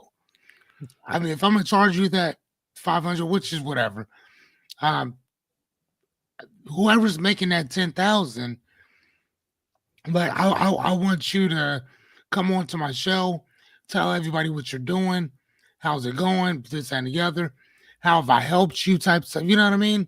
Like that. Mm-hmm. That's what I would be doing. That's just me personally. But I see what you mean though, because it makes it seem like, oh, anybody could do this. I Right. don't think If you anybody want to know can. what that And people always joke about the Simpsons tell the future and everything. Simpsons kind of clocked this with the influencer culture. Um, you remember, I don't know if you're a big Simpsons fan, but the Troy McClure character. Hi, I'm Troy McClure. You might know me from, and then he'll say something. And typically it's him pitching something where he's utilizing his fake authority to sell a thing to somebody. And people are associating with the fact that they know who he is with the fact that um they are like he's reputable, right? Okay. And, and that's what's happening a lot. He's oh boy is trading on the fact that he is the one of the content guys behind No Jumper, and he's selling the idea that it's just easy, everybody can jump on there and make 10,000. Well, the reality is, yeah, people can jump on, you can make $10,000 a month creating content. It takes a while to build your audience. It takes research to build your audience. It takes practice. Like there's an entire layer and process that you have to get to in order to reach that threshold. And some people do it a lot faster than others. But sometimes it's not going to be anything that you even care about. There are people that have built massive followings on Instagram on niches that they don't even give a shit about. It just was a profitable niche for them. You know, or theme pages on Instagram where it's like R&B, R&B lovers theme page where they just post R&B songs and videos and stuff. Yeah, you can make a lot of money with that. You can monetize the hell out of it. But it may or may not be something you care about. And so there's a blueprint to do it. But I think it always gets sold as ease, right? They sell it as ease. Why aren't you doing this already? That's why everybody on Facebook has content creator in their bio. Like they have the content creator profile or whatever. That's just basically what it is. And so um, these people will get on there and lie to you and tell you it's easier than this, that, and the third. And the people that are saying, nah, man, it's really not. Those are the people that nobody watches. Don't nobody want to watch somebody come on there and tell you, hey, man, this shit is hard, bro. Um, I'm just here to tell you that it ain't that easy. Nobody want to see that. And so the conversation, a friend of mine were having this morning, we're sitting there like, people want to be lied to. And I'm not saying that as that's a good thing. I'm saying it as people tend to want to be lied to. Right. They want unprovable shit, unverifiable shit that sounds good. They don't want bitter, hard to swallow truths about anything. They don't want the honest, real, how this thing actually works, and the fact that if you want this, you're going to have to bust your ass for it and obsess about it. And you have to have a very specific type of personality to sell that. This is a grind and it sucks. The one I pulled up an old video of CT Fletcher. And CT Fletcher is a workout guy. I know exactly who he is. Yeah, workout guy, big, strong, jack guy. He is a power lifter. He's done strongman stuff. He's done bodybuilding stuff. And very few people have that ability to sell the concept of hard work like CT Fletcher. Most people, when they try to sell, yeah, this is going to be hard and it's going to suck and it's not going to be fun. Most people, their audience will say, you know what? Show me the guy that's going to tell me how easy this is all going to be. I don't want to see that shit. CT Fletcher can make doing hard things sound like it's enjoyable. You know what I'm saying? The entire concept of his magnificent obsession, where he said he wanted to have the biggest biceps in Crenshaw. And he's like, you have to be obsessed. He's like, and he's laying it down. He's like, every day I train biceps. They say, don't train you overtraining. I don't care about you overtraining, mother. I was in there, birthdays, Christmases. He's running it down. I was curling. I was doing biceps. And I was magnificently obsessed. If you want something, you have to be magnificently obsessed. This is my midnight dream, motherfucker. And so that's how he sold it. And that was his personality. Most people can't do that. Most realists cannot sell your dream. It's very hard to be a realist and sell your dream to people. I like that.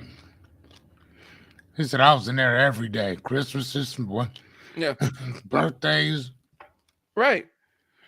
And he's like, I mean, it was called the entire F impossible thing. Like, he's like, they said man cannot fly. Man can fly until the Wright brothers said, F y'all, we gonna fly, and they flew. you know, Right. I'm editing a lot because we're on social media, but if you ever get Right. a chance, look up CT Fletcher F Impossible because it's the most motivational thing. I'll make it in my alarm clock, but my wife would kill me if she woke up to that every single morning. Um, You know what's funny though? Is that he's also the same one who had a heart attack yep. and had a heart transplant too. But it's so crazy because I've read both of David Goggins' books, Uh-huh. and David Goggins doesn't seem like he doesn't. He says that you can do any of the same stuff that he does, but he doesn't make it really seem like that. Yeah. Whereas CT Fletcher makes like he'd be like, dude, come work out with me. He'd be all right. We're gonna have some fun doing this, right? But if you watch, if you juxtapose the position of him and Homeboy, it doesn't seem like this is the same thing. Hold on. Well, I would say David Goggins more, and to answer Fearless's point, I almost say David Goggins more represents the concept of this thing is gonna be hard. You're gonna raise your threshold of pain to do it, and so that's how you're gonna do it. Whereas CT Fletcher is like, yeah, it's hard. Let's go tackle it. Where it's an enthusiastic, where he's kind of leading you into wanting to tackle the hard and difficult thing. But like I said, as realists, it's very hard to get people to invest in your dream because when you're a realist, you know what can absolutely fucking go wrong, and you're not going to sugarcoat it for anybody. And most people don't want to hear about the negative outcomes. Just like like if there was a restaurant guy who was on YouTube who was saying, this is where restaurants fail and this is why this business sucks and you shouldn't get into the business model. He would not absolutely, most people would not watch it. But the people who did watch him would have a lot of success. Oh yeah. The handful of people that did watch their content would have a tremendous amount of success because this man is telling you, he's giving you the blueprint to have success, and it's not fun and it sucks. But like I said, it's a weird thing where I feel like on social media, people want to be lied to. Why you can watch on Instagram, you see the models on Instagram, and that's how they trap you, and they're on the beach somewhere, and you're like, damn. So, for women, they'll sit there and scroll and see the Instagram model on the beach, living the soft life and everything, and they're like, damn, I want to be like that. Or the Instagram models in Dubai, glitz and glammed out, and they'll see like, damn, I want to be like her. And it's like, do you know what they do to the models in Dubai? You know what she had to do to get there?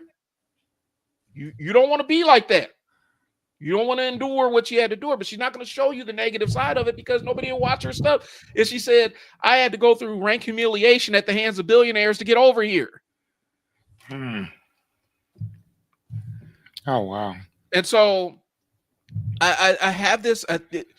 People like to live in their delusions. And so it's hard for me as a content creator. I'll be honest with you. It's hard for me as a content creator to reach a lot of people because I'm not wired to sit there and bullshit you. I cannot do it. Like my brain, my imposter syndrome fires so hard that I will absolutely, I'm petrified that somebody me telling somebody something that's not true and them finding out for themselves, as opposed to me telling you on the front end, this thing ain't true. Does that make sense? I can't, it's hard for me to come up with that line of bullshit. And as a result, because I can't come up with the line of bullshit, it makes it hard to get people in the funnel. It makes people hard to get people to click because people don't want reality. They do everything to escape reality in their regular lives. Why so many people watch TV instead of read books, Fearless? Yeah. But I mean, at the same time, though, man, that's why it's important and imperative for people like us to consistently offer hope. Yeah. And offer that other. I think that it's important to offer hope and inspire people to reach higher precipices And I think that the reason why is because of what you just said, because most people would rather get on their phone as opposed to pick up a book. Most people would rather be Yeah. sold a hill of beans than the reality that, hey man, you suck. And if you want to get better, this is how we're gonna have to do this. And again, I mean, even with myself choosing to go back to college, man, I done put that shit off for so long. I'm like, you know what? If I'm gonna be here another 4 years, do Mhm. get something out of it. Right. You know, and this is not a it's not only an investment for myself, but it's an investment that I'm making on the behalf of my future. You know what I mean? And even thinking about, how am I going to pay for all this? Like, I'm not worried about that. I'll let the future take care of that. Right now, my job is to step forward. That's it. Step forward, do the work. You know what I'm saying? I mean, I've made this something way more than what it needs to be or whatever. And plus, I love to learn. My son's in school right now, so I figured, fuck it. We could both be in school right now. Okay. You know what I'm saying? Yeah. So, like, no, I 100% understand exactly what you're saying. But I think that we've all been sold this, oh man, that life's gonna be a lot easier, that you really don't have to work for it. It should just come overnight type stuff. And like, oh, okay, cool. Is that really what we're doing? Okay. And I mean, shit, if that's what it is, and that's what it is. But I think that at this moment, I mean, dude, like this is a shit show that we signed up for. Right. You know what I'm saying? So yeah, we can't.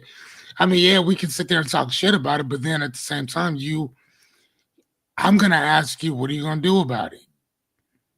You know what I'm saying? Like we see all these injustices happening and people being treated any kind of way and talking out the side of their mouth and letting our president amp their asses up. Okay, cool. What you gonna do about it? You know what I'm Yeah. saying? Again, we live in this hyper reality. It's kind of like a reality TV. Well, no, now it's a reality TV based on a whole bunch of, what you call them, content creators that Right. are trying to sell you some shit. Every time I get on Instagram, you see another Instagram model. This one, and you see that one. I go up and I look to see like how many subscribers they have. It's one of them 1.5, 1.1, 900 and some thousand. Hmm. One of them at like 8 million. And I mean, they're not saying anything. They just stand there, look around, like, oh, okay, that's what's up. You Right. know, and and which is so crazy because you have a lot of people that are incels who will look at that type of stuff and just dog her. I'm Yeah. like, I'm not.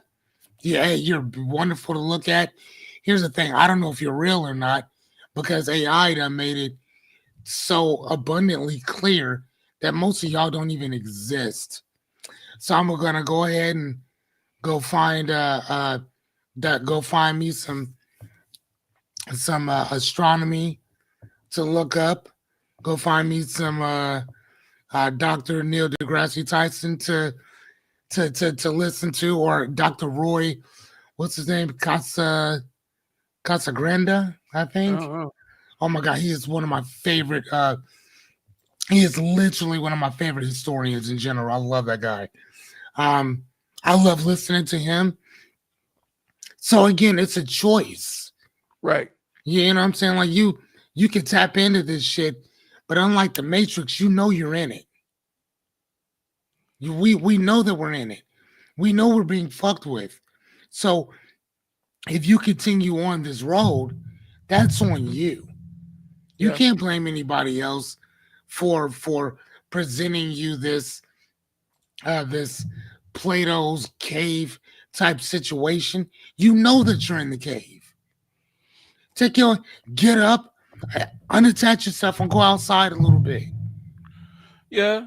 And I see that, and I think that's important. But I also think that some people want to be in the cave. Perfect.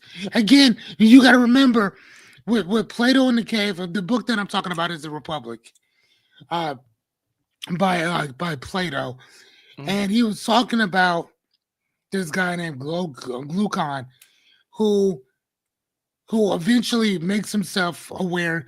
He gets out of the cave. He actually is let go, and he sees that all of these images are people behind him doing like little monsters and all this other stuff in front of this fire. And he's like, hold on, this is what I've been looking at the whole time. So he goes outside, he sees the stars, he sees the sunlight, and the sun blinds him. Right. It blinds him because he's like what? This is reality? This boring, absolute nothingness. There's nothing really out here going on. This is reality. So then he goes back into the cave, and what's he do? He tries to set his brothers and sisters free. He tells them, "Hey, wake up! I can unlock your chains and take you outside with me. This is all an illusion." That's what he's saying to them. This whole thing is an illusion. You don't have to be here. You don't have to watch this. You don't have to be a part of this. Come Right. out. Let me show you what's happening. You know what they did to him? Didn't they kill him They or something? they no, they tried to kill him because they're like, no, you're lying. You're trying to destroy our lives because you've destroyed yours. Hmm. They beat the hell out of him. And you know what he did? Sat back down, put the choke chain back on, and watched the wall. Yeah. So again, we can choose to unattach ourselves and go out. How do you do that? That's what books are for. That's what calling people on the phone are for. That's what going out to lunch with people are for. That's what taking walks are for. That's what building something with your hands are for. Instead of ordering from Amazon, go to your local Lowe's or Home Depot or Menards, which we have here. Go get some material and build some stuff. This my wall of books that you guys see, we built that. I every part of that I we built. I know every tool. I know every flange. I know every pipe. I know the size pulse. I know the size of every pipe pulse. Hmm. I know the nails that we used. I know the wood that we used to do that. I know the shellacs that we used. I know the paint that we used. I know the inches of when we needed to saw it, sand the wood down.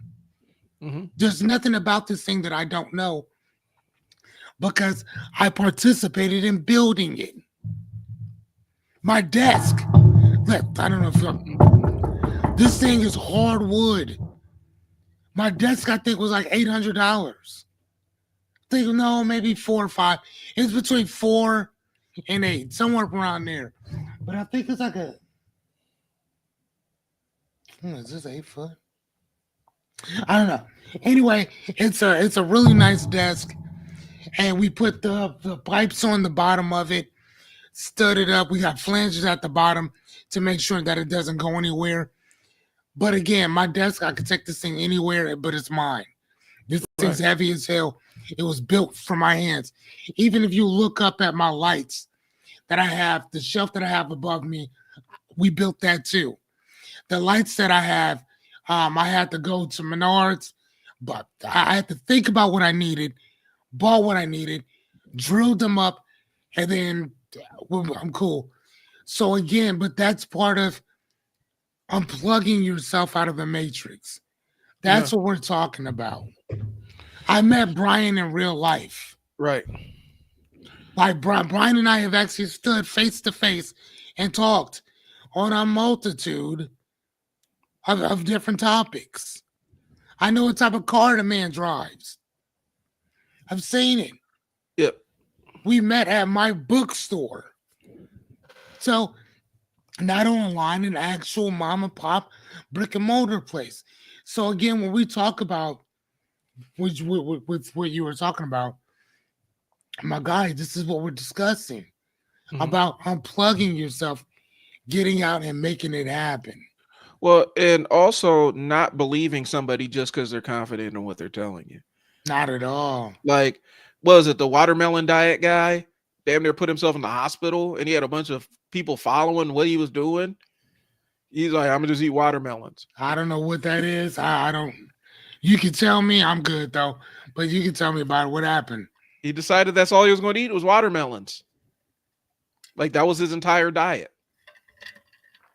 And people started following him, putting themselves in the ER behind him, because you're not just supposed to eat watermelons just as your only source of food. The liver king guy, who was talking about eating animal organs and stuff, and that's how he got his physique. And people believed him because he's confidently saying it. And you find out he did enough steroids to kill a small horse. Oh, really? Yeah, that's how he got his physique. It wasn't because he was eating organ meats. It was because he was eating allegedly raw organ meats and doing a lot of steroids. Oh, wow. And then healthy at like a body destroying amount of steroids. And so, but they confidently said it. And so people were like, well, they must know what they're talking about. Whereas, you get kinesiologist, or what is it? Mm. Kinesthetic. How do you say it? I think you're right. Kinesthesiologist. Kinesthesiologist. You get them on there and they may say, yeah, let me look that up. Or that doesn't seem true. Let me check it out. People are like, no, they're bullshit. They're lying. But this guy over here is telling me to eat raw liver. He said it confidently, so I'm going to believe him. And so that's the trap we're falling into. And unfortunately, it's not going to land with us as much. The people that you have to really talk off the ledge are our kids. Yeah. Those are the ones that are the primary consumers of this stuff. You log on to TikTok. If you log on to TikTok, you go to that, where it has the recommendations and the stuff that's trending. Mm-hmm.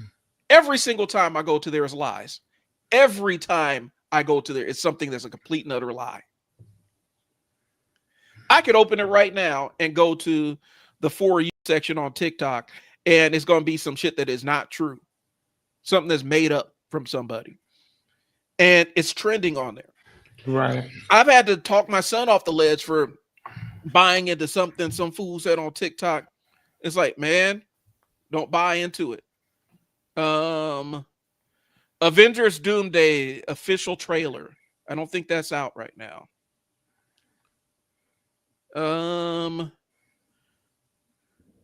And so you find stuff that is counterfactual on there, but it's listed as stuff that's trending, and so people don't take it as face value. Mm-hmm. A lot of times TikTokers will get on there and just make up a bunch of shit, and they'll say it in that clipped, self-assured way, and people will absolutely cite it as, well, this person said this. That person is totally just making shit up on the spot. Right.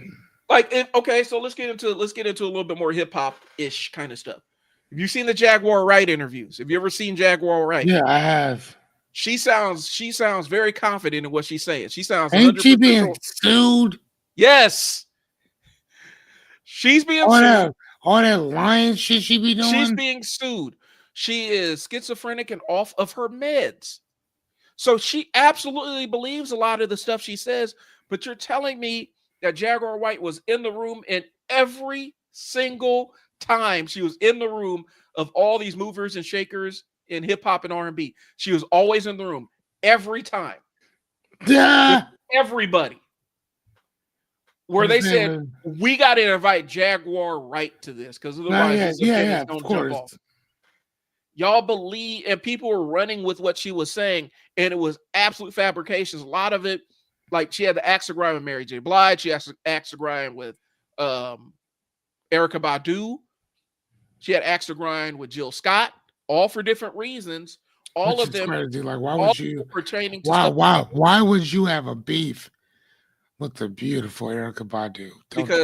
Because she felt like Erykah Badu took her place in the Roots in the Roots Collective. Our job is to be replaced. Yeah, but also she has mental illness. But because she earnestly believes the things that she was saying, and she was so strident on it, people believed her. Dame Dash Mhm. does the same thing. He'll sit up there and tell you some outrageous shit, like it's not even in this realm of reality, because he says it with such confidence. People are like, man, he must be saying the truth, bro. He just telling them Right. truths that people ain't really. And Yeah, that was really sad. I ain't gonna lie to you. just because somebody says something that intersects with reality at points doesn't mean what they're saying is true. Correct. Like Jack Wright was talking about all the stuff with a lot of stuff with Diddy. Well, I mean, it wasn't, if you followed it, it wasn't a secret. The only thing that's the only a lot of the stuff that people have known for years is just becoming mainstream about Diddy. You had to follow the industry and stuff like that to I understand what. mean, right. I mean, Jamie Foxx talked about that all the time about the different parties that they were having and Mhm. this and the other, whatever. And I'm like, dude, everybody knew about that. Yeah. Everybody knew. I'm not even from there, and I knew about those parties. Well, it's like, okay, and this is kind of an aside, but not really. So I was on a Black Nerds thread on one of my groups, and they're talking about the Cosby Show, and I'm like, y'all are applying today's goggles to the Cosby Show, and talking about, well, the signs were there. No, they weren't. Like, Yeah, no. no, they weren't. The thing they reference is because I have pretty much all of Bill Cosby's albums. Okay. And even one of the ones that was before he started doing family friendly material, and he was still, where there was a time where a lot of Black comedians were kind of, they were the vanguards, they were on the outside of the comic industry. And so it was Richard Pryor and a lot of his other cohorts like Moms Mabley and Rudy Ray Moore and stuff, where Okay. they were doing X-rated kind of comedy. And so this was kind of, there's an album where Bill Cosby isn't 100% X-rated, but it's a lot more adult than the stuff he was that he was doing in the mainstream. And there's a mention of talking about, there's a joke in there where it kind of hints towards that's the kind of activity he was into. And it was a joke. Mm-hmm. You wouldn't have any idea unless you had Bill Cosby. The album was for adults only, and it was a cassette, and I had to buy it at a used bookstore. Okay. And it was a really rare cassette. You wouldn't know about it. And it was a one-off kind of joke. And I can't even remember what the joke was off the top of my head, but it was on that thing. And they're talking about, well, on the Cosby Show, he's joking about the barbecue sauce he puts in the bar. We had no concept of what he's talking about. Okay. And they're like, well, wasn't it weird that he was a gynecologist? He had a gynecologist's office in his basement. No, if you've never been to New York, he had a brownstone. He had a storefront that was his office that was attached to his house. There was nothing weird about that. I And, mean, well, it was weird. I get the whole thing about him being a gynecologist. Yeah. It'd been different if he was a dentist. Yeah. Or whatever. You know what I'm saying? Like, But I'm originally, okay, and here's the story behind it, because originally he was supposed to be a plumber. And his wife Camille said, no, you need to be a doctor. Oh, I mean, but come on, that one. Well, and he was he could have been an educator. No, I mean, but they didn't even approach it from a gynecologist. Basically, what we knew about him was he's a doctor who helped women, who help babies and help women deliver babies. They didn't talk about the other side of the business. They talked about he helped women through pregnancy and correct. But people are like, oh, y'all should have known in hindsight. Like, no, we didn't. And I was 11 when the show went off air. Like, how would I? Any reference? What reference? Frame of reference would I have for any of that stuff? But then also, I've had an argument where somebody is blaming me and you, like they're blaming our age cohort for enabling R. Kelly and Aaliyah. And I'm like, Aaliyah is 6 months older than me. Yeah, I don't remember. Yeah, and you know what's really funny is that I knew people from Chicago at that time. Yeah. And they were saying that, dude, that wasn't anything that was like out of the norm. They said that, dude, there were grown men picking them kids, picking up girls since they were kids. Well, and they were grown men and women at that time. They were like, dude, that ain't nothing new. Well, they've been doing that. But when we were growing up, it was industry gossip. And we didn't have any internet to verify any of that stuff. I thought it was we had DVDs to figure it out though. But we didn't get the DVDs until 2000 in the 2000s, bro. Yeah, we didn't know R. Kelly was on that kind of timing. Like there was industry rumors. I did. Well, because I had a homegirl from Chicago. Yeah, she used to tell me about that all the time. But again, I was young though. Okay, so I'm looking at it like She came out 94, right? Like Yeah. 94, 95. And he was diddle-dallying her then. Yeah, but that's what I'm saying. At the time, I would have been like 14 or 15 years old. And the rumors were, and I remember it on like Video Soul or something, they asked about it and they kind of laughed it off. It was industry rumors at the time. And we were like, that's kind of weird, but there was no way to verify that unless you had some insider knowledge. There was no way to verify what he was on until the case came out and he actually got arrested and was in court for the assault in the 2000s, where the DVDs and all that stuff came out. We had no frame of reference to understand it. One, and two, I was 14 years old. I was younger than the girl he was targeting. The only thing that we thought was weird was when R. Kelly came to Omaha, he's pulling young girls up on stage and grinding on them. And I thought that was weird. I didn't know that. I thought that was weird. I'm like, that's weird for an adult to be doing that. And the Aaliyah thing I thought was weird. All I had was I thought it was weird, but it sounded like industry gossip because people in the industry gossip. All that stuff that we found out about him came out after the internet got into everybody's house. And that was late 90s, early 2000s. And so you're like, I'm sitting there like, well, y'all enabled it, y'all talking and stuff like that. I was like, she's older. Aaliyah was older than me. Do you understand the age difference? Like, what are we supposed to do at 14 and 15 years old against R. Kelly and grown men? Blame the adults that were in there in the room enabling all this stuff. But I didn't have nothing to do with it. I was off R. Kelly by the time I was old enough. By the time I was in college, I was off R. Kelly. And that was a little bit before the trial came out. I've never been a fan of him. What I'm saying is we had no frame of reference to understand all this stuff. No. And so we only knew what we saw out there. And a lot of times we use the recency bias to say, well, y'all should have known X, Y, and Z. Well, we didn't. We didn't know all this stuff about Bill Cosby. The reason this entire Bill Cosby thing came up was Hannibal Buress told a joke. A joke. And it opened up all of this stuff. Yeah, it was a joke. And I don't even know if it was I don't even know if it was anything personal. No, it was just offhand. It's something that had been going around and nobody really knew about it because it hadn't really, in the comedy circles, they knew about it, but it really hadn't crossed over. And he mentioned it, and that's where it kind of started this whole thing about Bill Cosby. But it's not excusing anything about him. But what I'm saying is, when we go from this frame of reference where we're looking at it from today's understanding and use of internet and how we can Google stuff and find out anything, that did not exist in 1994. You had the same outlets everybody else had. Correct. Unless you knew somebody personally. Mm-hmm. So anyway, let's go on. Let me jump. No, I like that though, man. No, that was actually a good one. I like that. So we'll finish this up. People distrust experts now. Why? Well, a lot of times experts have been the ones that have lied to us about stuff. I mean, let's be honest. A lot of experts have lied. I look into the Oprah to right-wing grifter pipeline was crazy, bro. Like the what? The Oprah Winfrey to right-wing grifter pipeline is crazy, bro. What are you talking about? Okay, let's look at it. Where did Dr. Phil get his start? Oprah. Where did Dr. Oz get his start? I have no idea. Oprah. Did he? Yeah. I do remember hearing about the Oprah bump. Okay, I got you. Yeah. Where did JD Vance? Where did his book get featured? I have no idea. Oprah's Book Club. Wait a minute, hold on. How long has that book been out? It's been out for a while. It's near the end of her run. JD Vance's book? Yeah. Hillbilly Elegy or Eulogy? Hillbilly Eulogy?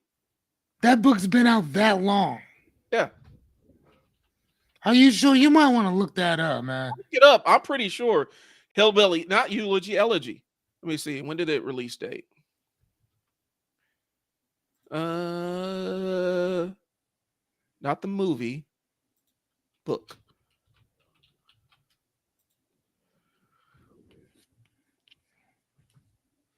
My Google's Googling. Dropped 2016. Oh, wow. Yeah, that's almost 10 years ago. Yeah, a book where J.D. Vance got up there and lied about being a hillbilly, and basically threw a bunch of poor people under the bus. But Oprah was one of the ones that gave that book visibility. Um, Oh, for real?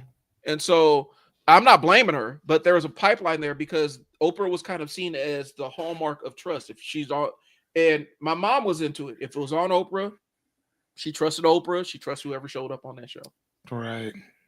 And so Dr. Oz, Dr. Phil, I clocked Dr. Phil early on. Like, I don't trust this dude. I didn't watch no Dr. Phil stuff. But um, Dr. Oz, he had his show.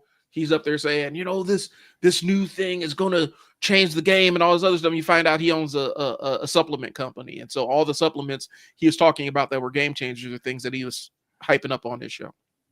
Okay. But experts have lied to us. And so institutions have failed. Experts have lied to us. And that's why people don't trust experts. But, or experts are wrong publicly. But here's the thing. A lot of times when we see newspapers that issue retractions, a newspaper that issues a retraction is actually a factual newspaper. Right. A newspaper that never a newspaper or publication that never issues retractions is lying. But we've inverted what our belief system is on that. So if somebody issues a retraction, we see that as a negative thing as opposed to a positive thing, like they're trying to correct the record. Okay. And so some publications learn never issue retractions, even if you're wrong. I mean, yeah. Well, I mean, why would they? People conflate institutional failure with intellectual failure, and distrust becomes default. So we distrust everything except the things that sound like they make sense in our brain. Well, understand this. So just because something sounds like it makes sense in your brain doesn't mean that it's actually factual. Right. So we talked about how people see the eye lasers thing episodes and episodes ago. A lot of people believe that we emit something from our eyes and that's what creates our vision. And it's not true. It's a misunderstanding of how science works. Some distrust is earned, bro. Like some people, like some of these institutions, experts, they don't deserve our trust. But No. when we it goes back to the contrarian, where the Kanye, where you're going to literally say the opposite of everything somebody says, hoping to find a truth in that. And that's what he does. You say red, he says blue. The ultimate contrarian. All that weird Hitler shit that Kanye is in is a form of his contrarianism. And then when they ask him on, he's like, well, Hitler didn't really harm black people, which is not true. Oh my God, no. He didn't give a fuck about anybody except for certain people. That was it. Ask black POWs if they survived one of his camps. If they were able to survive one of those camps, ask what it was like in there. Yeah. Ask black Germans. Correct. Germany there was a whole genocide. Germany did in Africa. In Africa. Mm-hmm. German, I gotta figure out it was Namibia. Yeah, Namibia. They did a whole genocide there. And that's where they got a lot of practice for a lot of those soldiers and stuff ended up becoming leadership in Hitler's army. And that's where they learned a lot of the stuff. And if you want to really give yourself nightmares, go look up the genocide Germany conducted in Africa, in Namibia. It's absolutely disgusting and vile. For Kanye to say, well, they never hurt black people is an egregious, absolute distortion lie. I mean, we do. It's just him saying something opposite. Again, bro, like I don't see why anybody takes anything that man says to. I wouldn't listen to him. How many Ye super fans do you know? Because I know a couple. I don't. I know a couple, and they will fight you to the ground on him. Yeah, that's again. You don't have to fight me. This is what he said. Yeah. I mean, there's no discussion and hey, no, this is what he meant. This is what the man said. Mm-hmm. I mean, you can argue what he meant all day long, but you can't argue what the man said. Right. Just like with Trump, Trump followers, you can argue with me all day long about what he meant, but this is what he said. These are his actual words. These are his words. So I'm not making it up. we're That's what about the man said. we're almost 3 hours in, so I'm gonna just throw this last thing out here because we're halfway through the thing. The thing I'm gonna throw at y'all is this: skepticism is healthy, cynicism is just lazy. A skeptic is going to take each thing as its own individual thing and apply a critical lens to it to make sure it balances and passes the factual smell test to make sure that there's a factual basis. Just universally disbelieving everything is just lazy. It's just intellectual shorthand. Yeah. You're just applying a framework of everything is a lie and everything's false just because you don't want to do the critical work of individualizing and analyzing things on their own merits. So we're about halfway through. We'll wrap this up at another episode. We may not be the next one, but we're going to wrap this up. Fearless, before we start signing this off, what do you have anything? Yeah, I just ordered some more shit from Temu. Okay. Whatever. You know what, man? Here's the thing. I'm here if you want to talk. I'm here if you need another perspective, and I'm here if you need things reframed. Other than that, man, that's what it is. All right, I'm gonna go ahead and put that. I'm gonna put Fearless's QR code up there. So if you want a perspective, this is the man to talk to. Go ahead and scan that QR code. Book a time. That's literally what I do, champ. For me, if you want to get started on the content creation journey and start the entire process of recording, if you want to know why, because one of the things is a lot of times I'll tell you, hey, you need to do this, but why you need to be recording yourself. As a business owner, one of the things is there's a lot of different ways to make content, right? But the rawest lens and the way that brings most clarity to you in your goals is video, because you got to get to the fucking point and what the point of your offer is. And so if you're looking at jumping into the content creation thing, you need to have video in your tool bag and know how to speak to camera. So that's what I'm offering you. Offering you a way to record video and record yourself without any of the overhead or anything, so that you can just start recording and start getting used to the process of creating stuff. I do run weekly content creation sprints where I give you a hook to use for a video to draw clients in. I believe this one is, I gotta look it up. This week's hook is basically you're telling somebody a quick fix that can change their life. So let me get the words right for that. But yeah, that's where my link is. It's a link to my Stan store. You're gonna find all of my tools in there that I do for marketing and video creation. And they're available for you at a generous fee.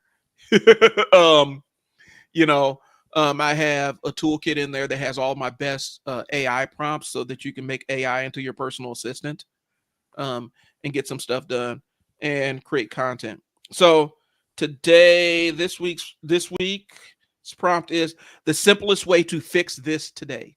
You're answering that question for your clients. What is the simplest way to fix a problem that they may have?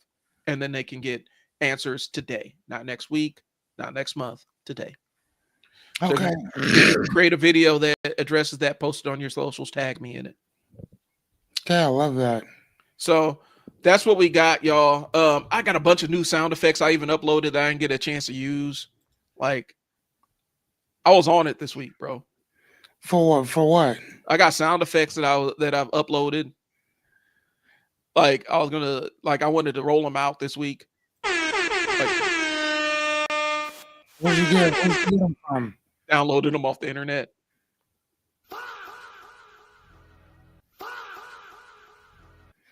Okay, yeah. Yeah, man. Now you're gonna have to. Champ, you're gonna have to put some of them up, man. They should be in the background music thing. The sound effects panel on the media assets.